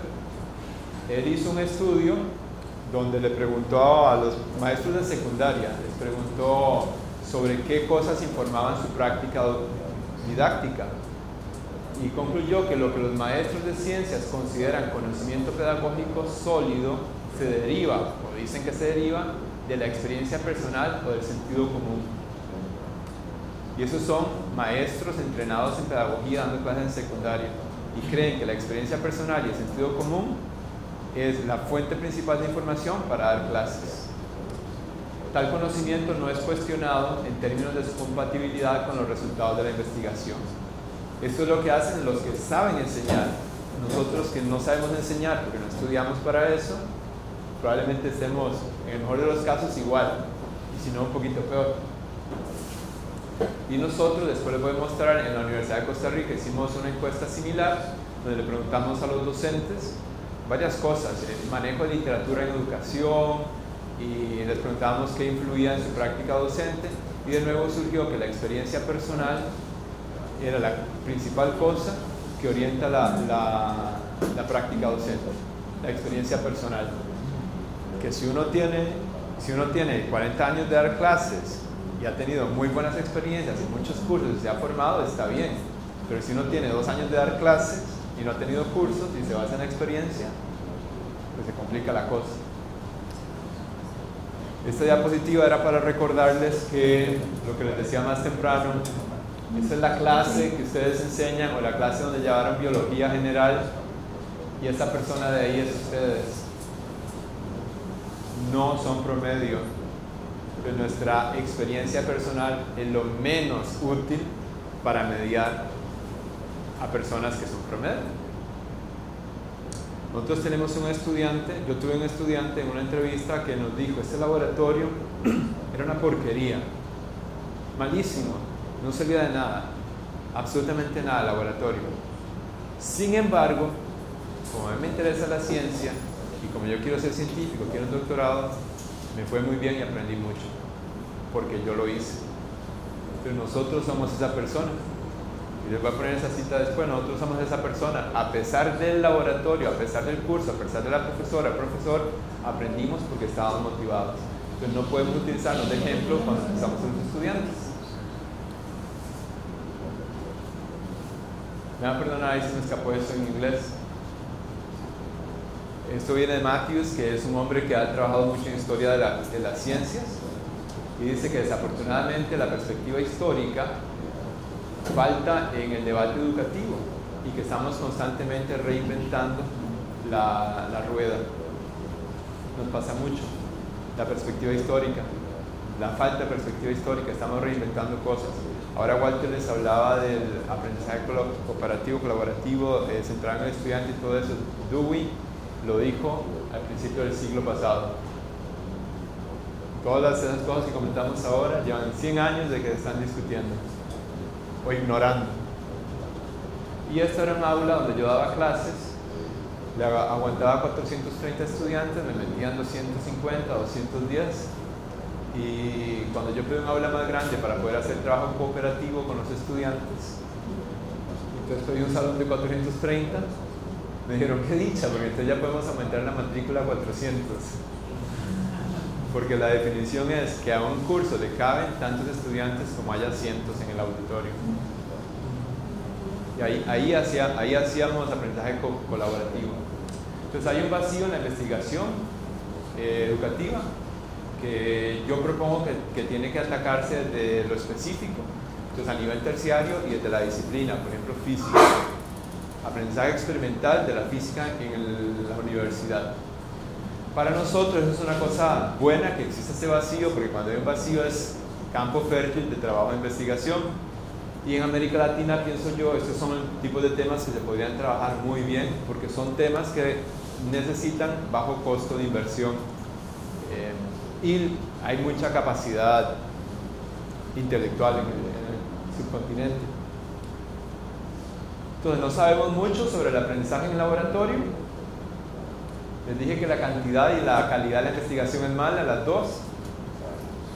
Hay varios factores que pueden estar influyendo. Para nosotros no son tan importantes esos factores, sino el hecho de que hay esa deficiencia, calidad y cantidad. Curiosamente, la investigación en educación crece en el mundo muchísimo, está creciendo mucho, pero la investigación sobre aprendizaje experimental no crece al mismo ritmo. Entonces, quiere decir que está empeorándose todavía. Y nosotros proponemos que una de las cosas que se pueden hacer para mejorarlo es tener aproximaciones metodológicas diferentes. Nosotros decimos que la metodología que se está utilizando para estudiar aprendizaje en el laboratorio es deficiente y que hasta que no se cambie no vamos a lograr llegar a tener mejores trabajos y mejores o resultados más consistentes que nos permitan hacer modificaciones. ¿Qué podemos rescatar de todo esto que les dije? Les puse el horizonte todo oscuro.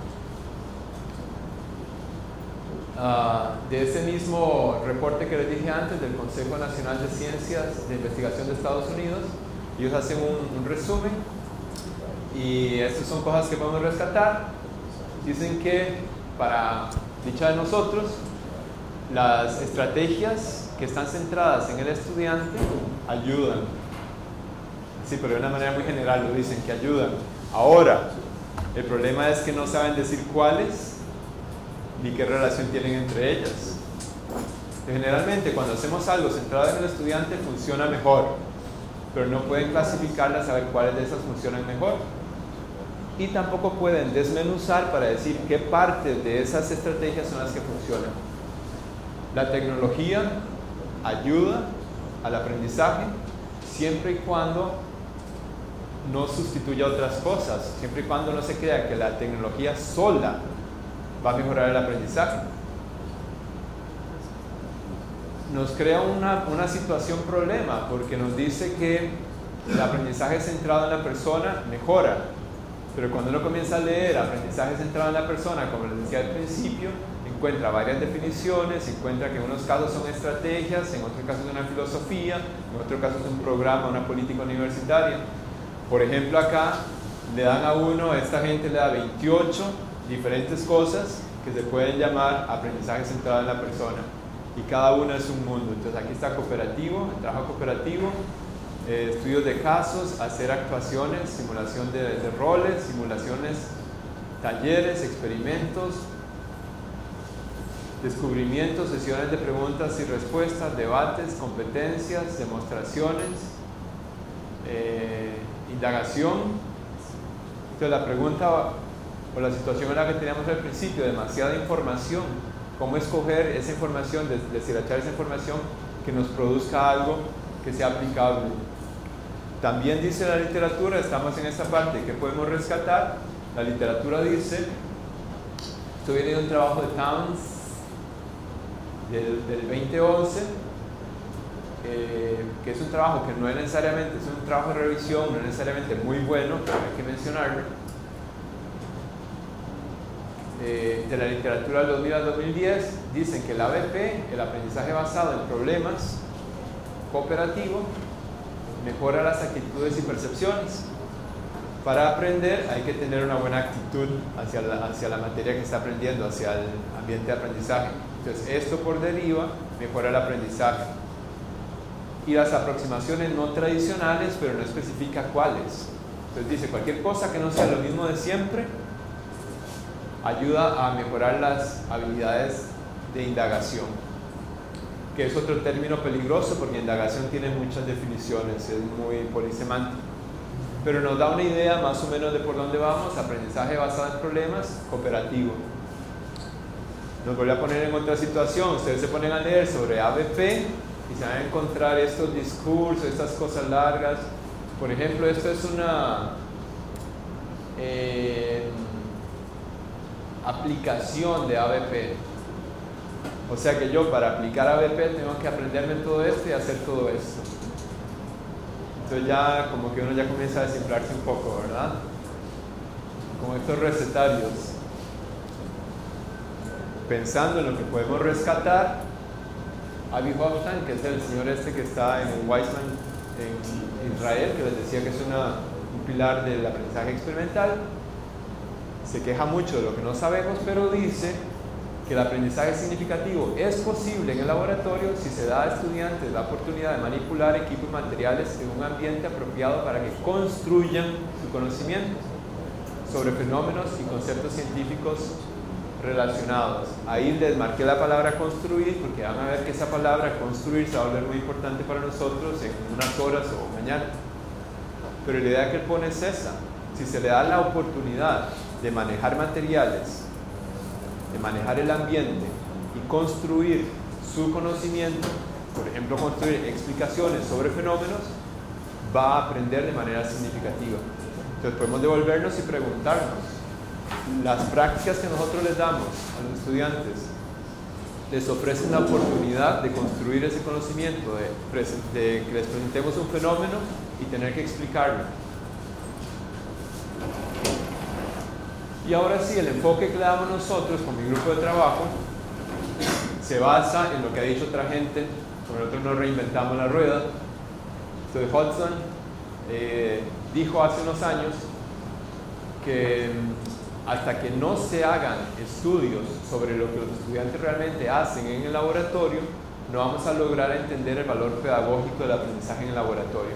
Recuerdan que una de las críticas es que no sabemos qué es la conexión entre trabajo experimental y aprendizaje. Entonces él dice, hasta que no logremos nosotros entender qué se hace en el laboratorio, no podemos hacer esa conexión. Entonces el trabajo de nosotros a nivel científico se dirige en esa dirección. Entender qué pasa en el laboratorio, qué produce conocimiento, qué produce aprendizaje en el laboratorio. Y después, otro de los pilares del trabajo de nosotros es que el efecto o valor de la experiencia de un laboratorio podría ser no medible en un sentido cuantitativo. Para ustedes que son científicos, científicas, esto los asusta, porque en química y física lo que no se puede medir, fundamentalmente no existe, ¿verdad? Es un invento. Entonces es una cosa que a nosotros nos causa algún roce con los químicas tradicionales a nosotros. Porque nosotros sostenemos que lo que más importa en el laboratorio no es cuantificable y que hay que buscar otras maneras de poderlo observar. Y para esto yo recurro a una cita que dicen que dijo Einstein, pero que yo sé que la dijo mucha otra gente, solo que solo a él se la atribuyen, y es que no todo lo que se puede contar cuenta, ni todo lo que cuenta se puede contar. Nosotros mantenemos la relevancia de los métodos cualitativos de indagación, muchas veces unidos a métodos cuantitativos en técnicas mixtas.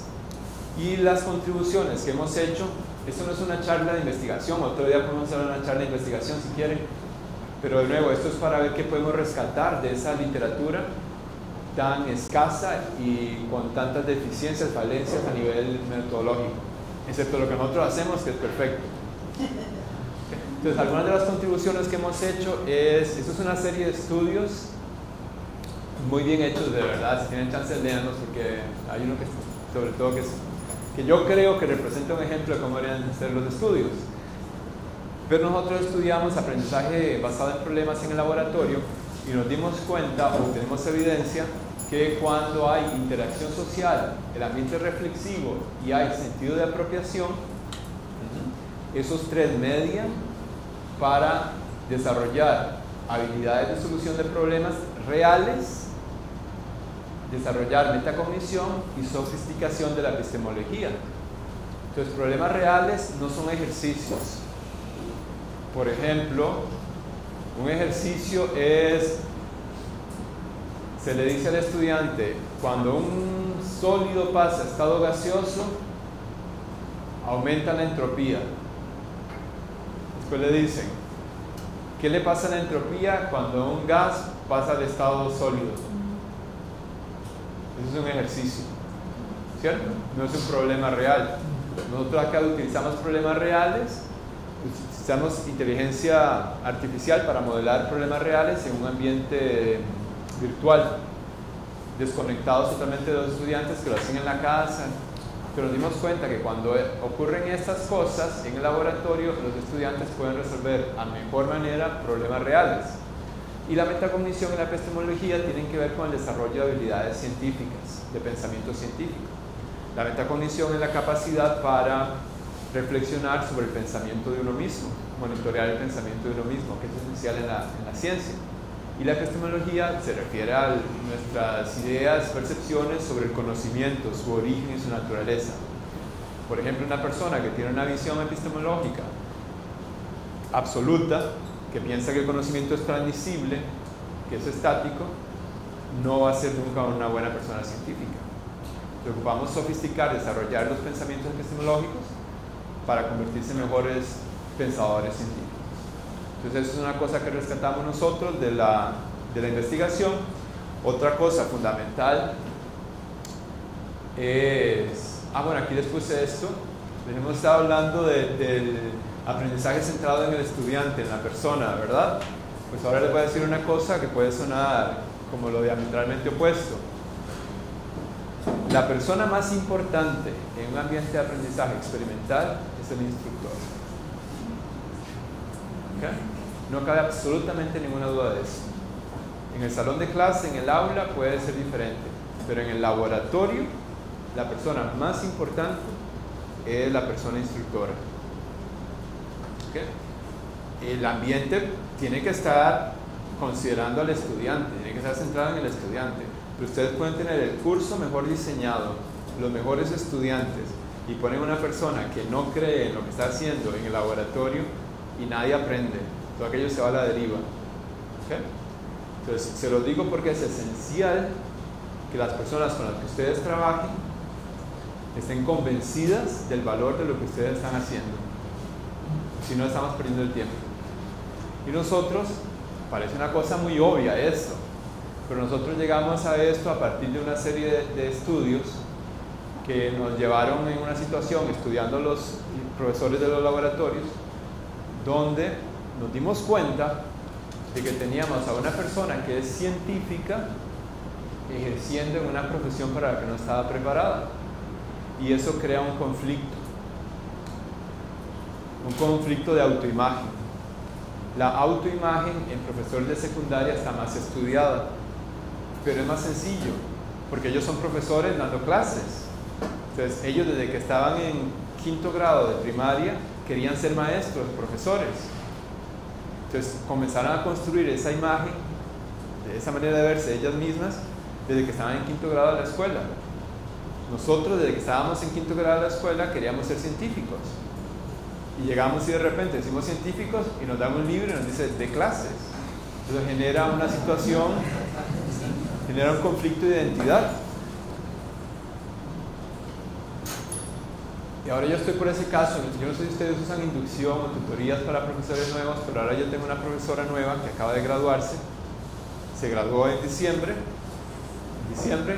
y en marzo 12, comienza a fungir como profesora en un recinto alejado del centro del país. Entonces, alguien tiene que ayudarle en ese proceso, convertirse profesora en cosa de semanas. Entonces, digamos, yo la tutelo a ella y la vamos avanzando en eso. No, pero eso no es normal, sino que nada más le dan el libro y le programa el curso y ya.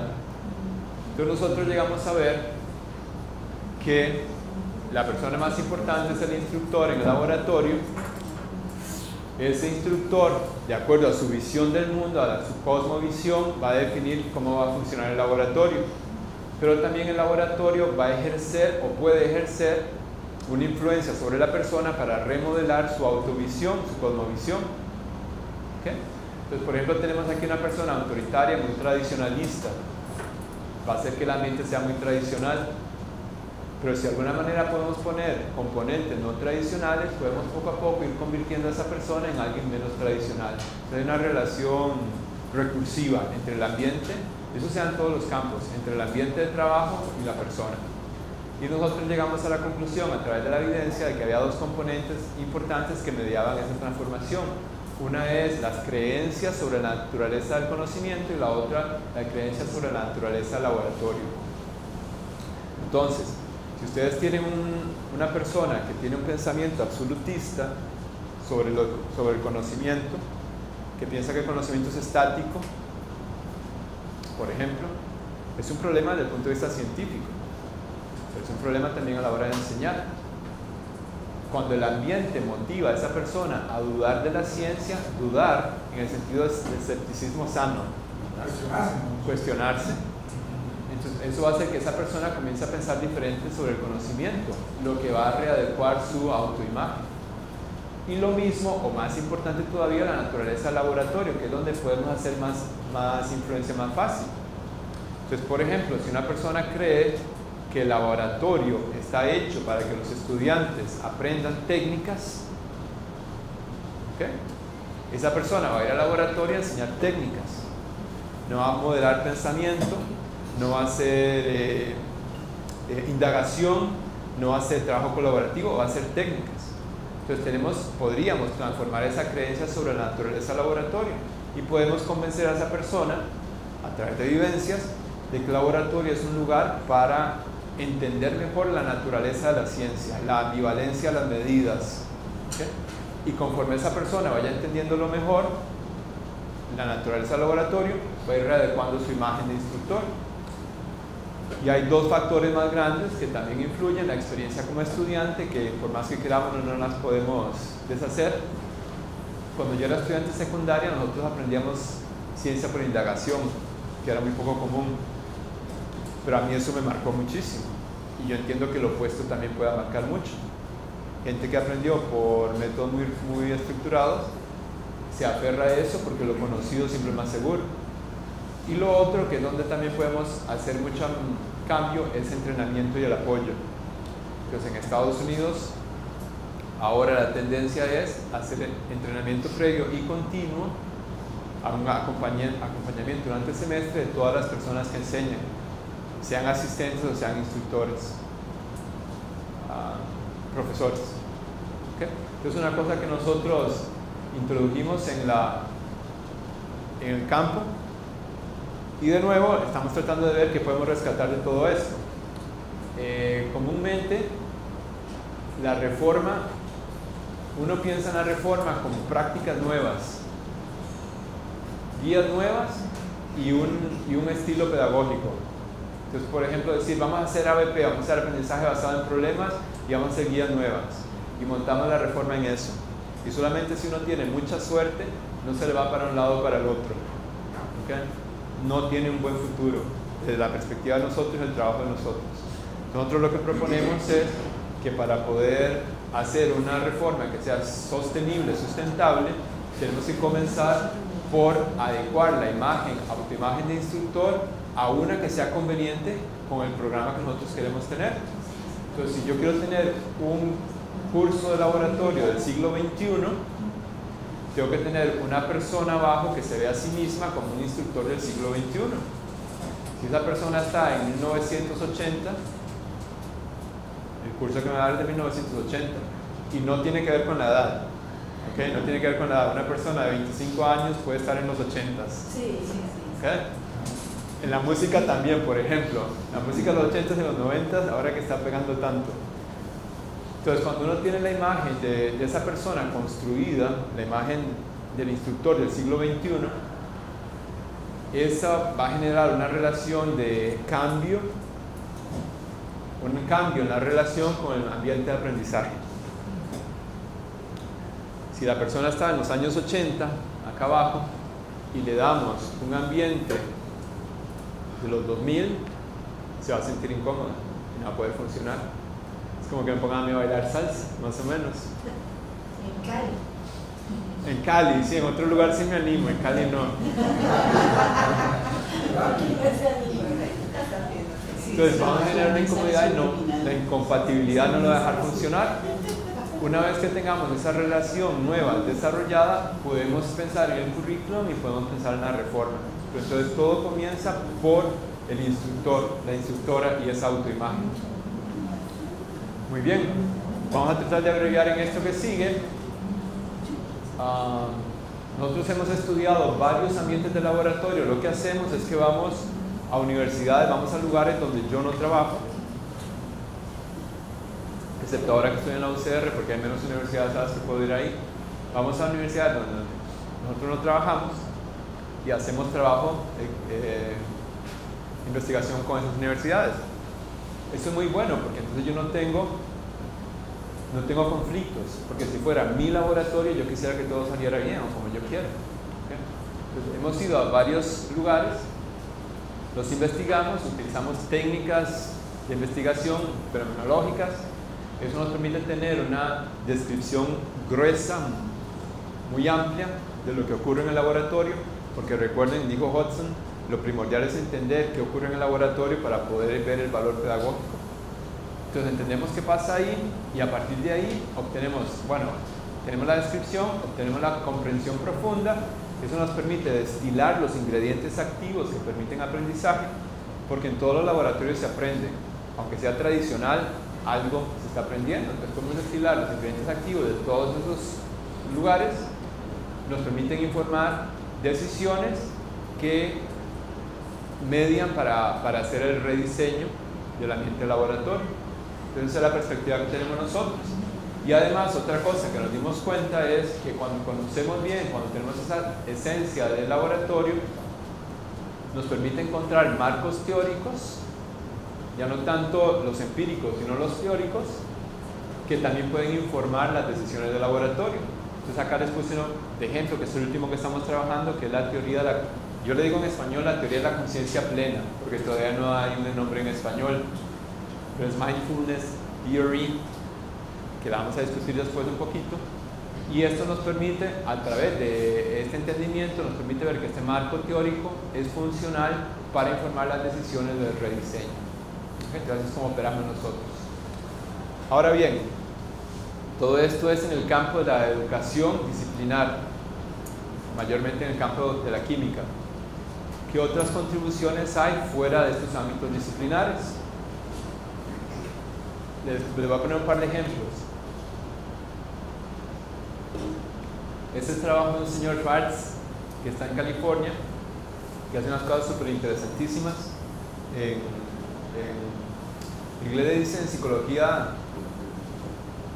de la educación, nosotros decimos psicopedagogía.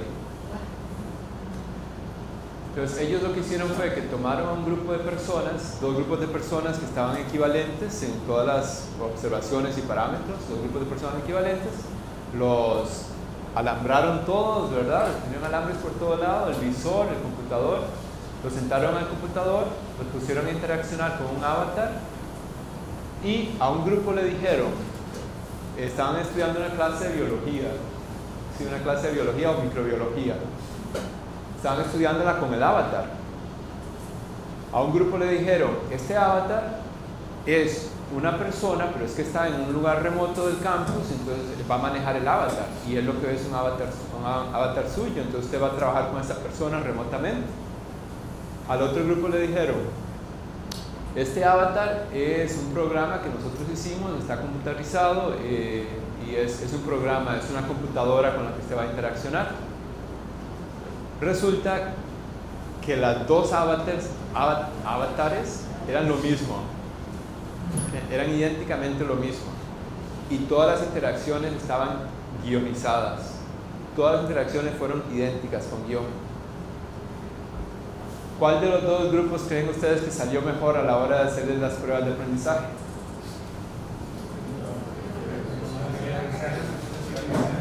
El que pensó, por el título lo pueden decir, ¿verdad? Los que pensaron que había una persona del otro lado. ¿Okay? Entonces han hecho varios estudios donde han demostrado que simplemente pensar que uno está interactuando con otro ser humano mejora el resultado de aprendizaje. Porque lo mejora es otro asunto, pero hay algo que nos hace estar más envueltos, más involucrados en el evento de aprendizaje. Entonces es una cosa muy finita, pero uno de esos experimentos muy bonitos.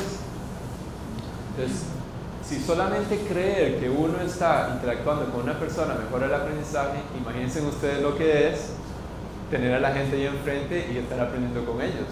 Se tiene que potenciar. La gran pregunta es, que ustedes tienen, que es muy certera, esto ocurre en un laboratorio, en condiciones súper controladas. Es como descubrir algo que mate las células del cáncer. En una cajita de Petri es facilísimo, ¿verdad? Hasta con un mazo, termina uno. El sistema in vivo es otra cosa. Entonces acá es lo mismo, es ambiente experimental, controlado. Estos estudiantes son estudiantes de psicología, de biología, de microbiología.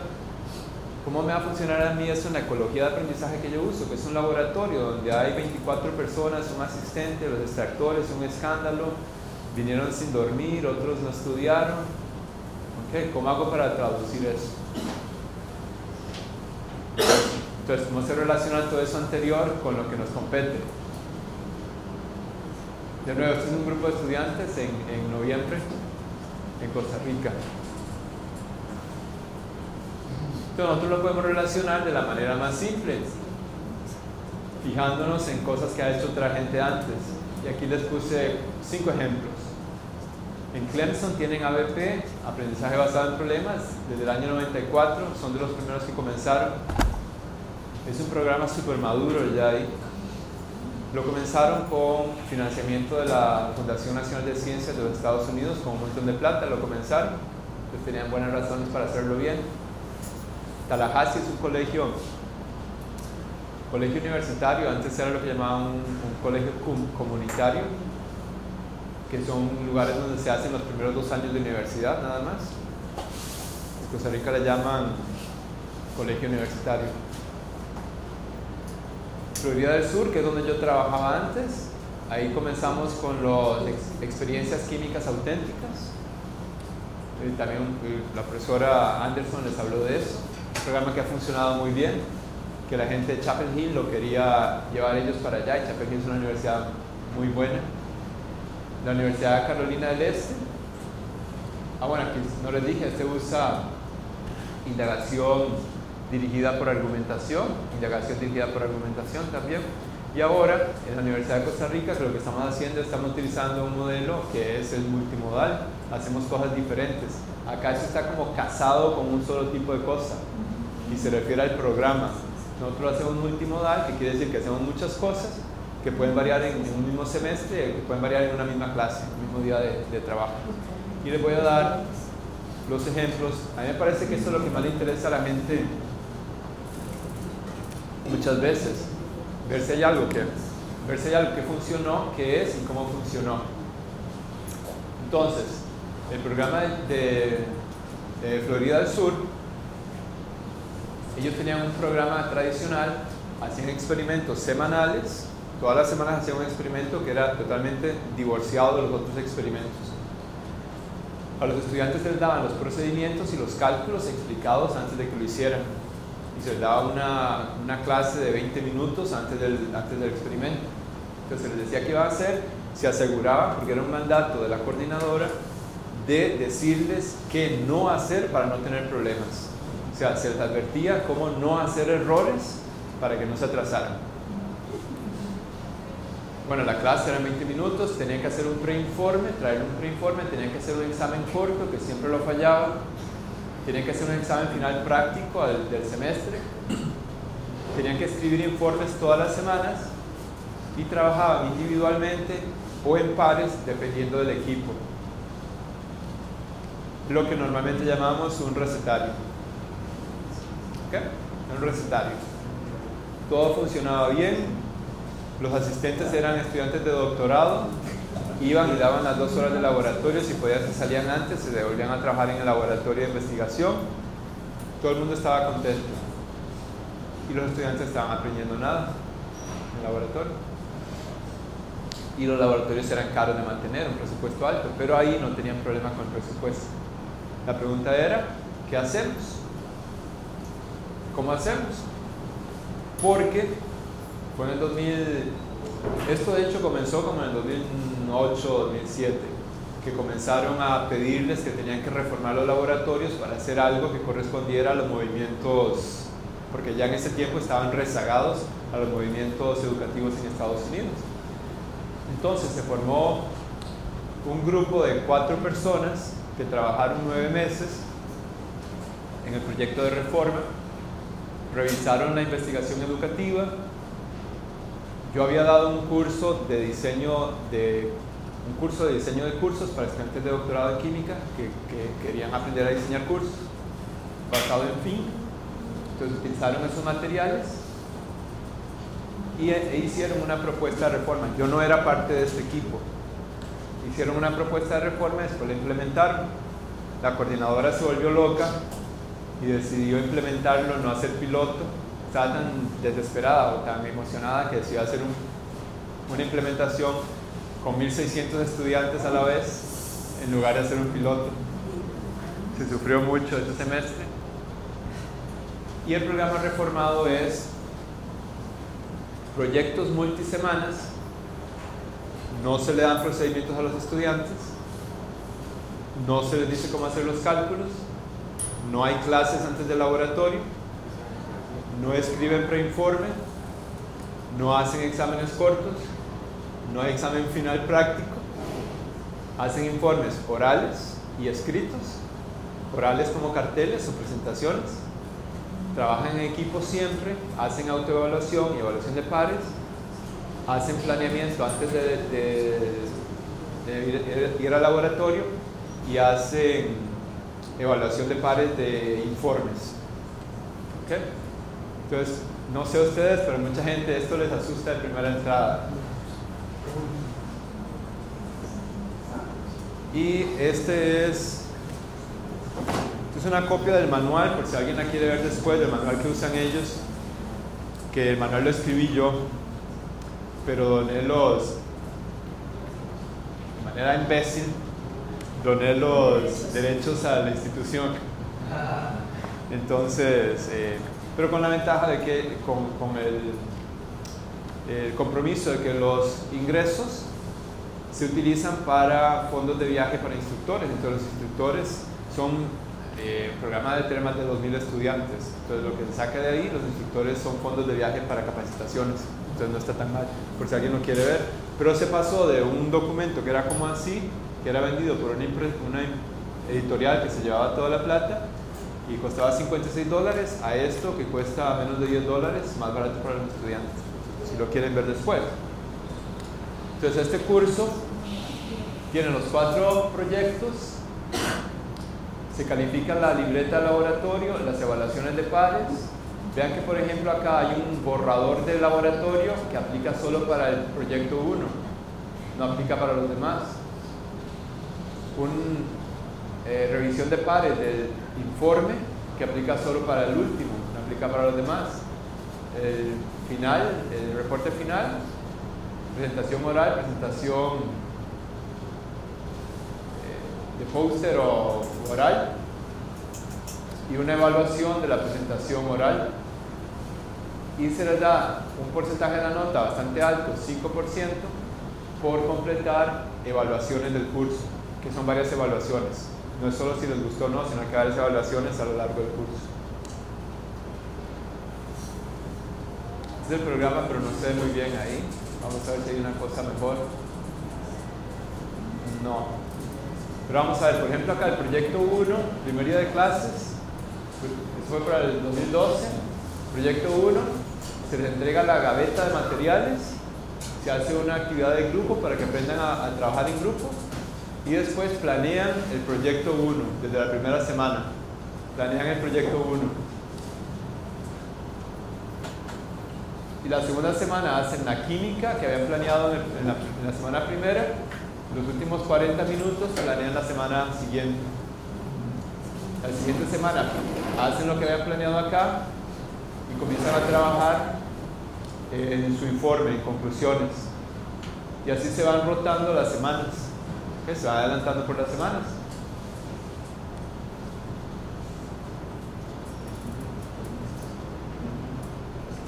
El folleto está construido, la guía, no es solamente una guía de procedimientos, sino que tiene una conexión con investigación, tiene algo muy pequeño de teoría, conceptos que tienen que revisar para llegar, técnicas que tienen que revisar, pero no se les explica, sino que se les dice que tienen que revisar. Por ejemplo, concepto, tienen que revisar estequiometría, pero no viene una descripción de estequiometría. Técnica, filtración por vacío.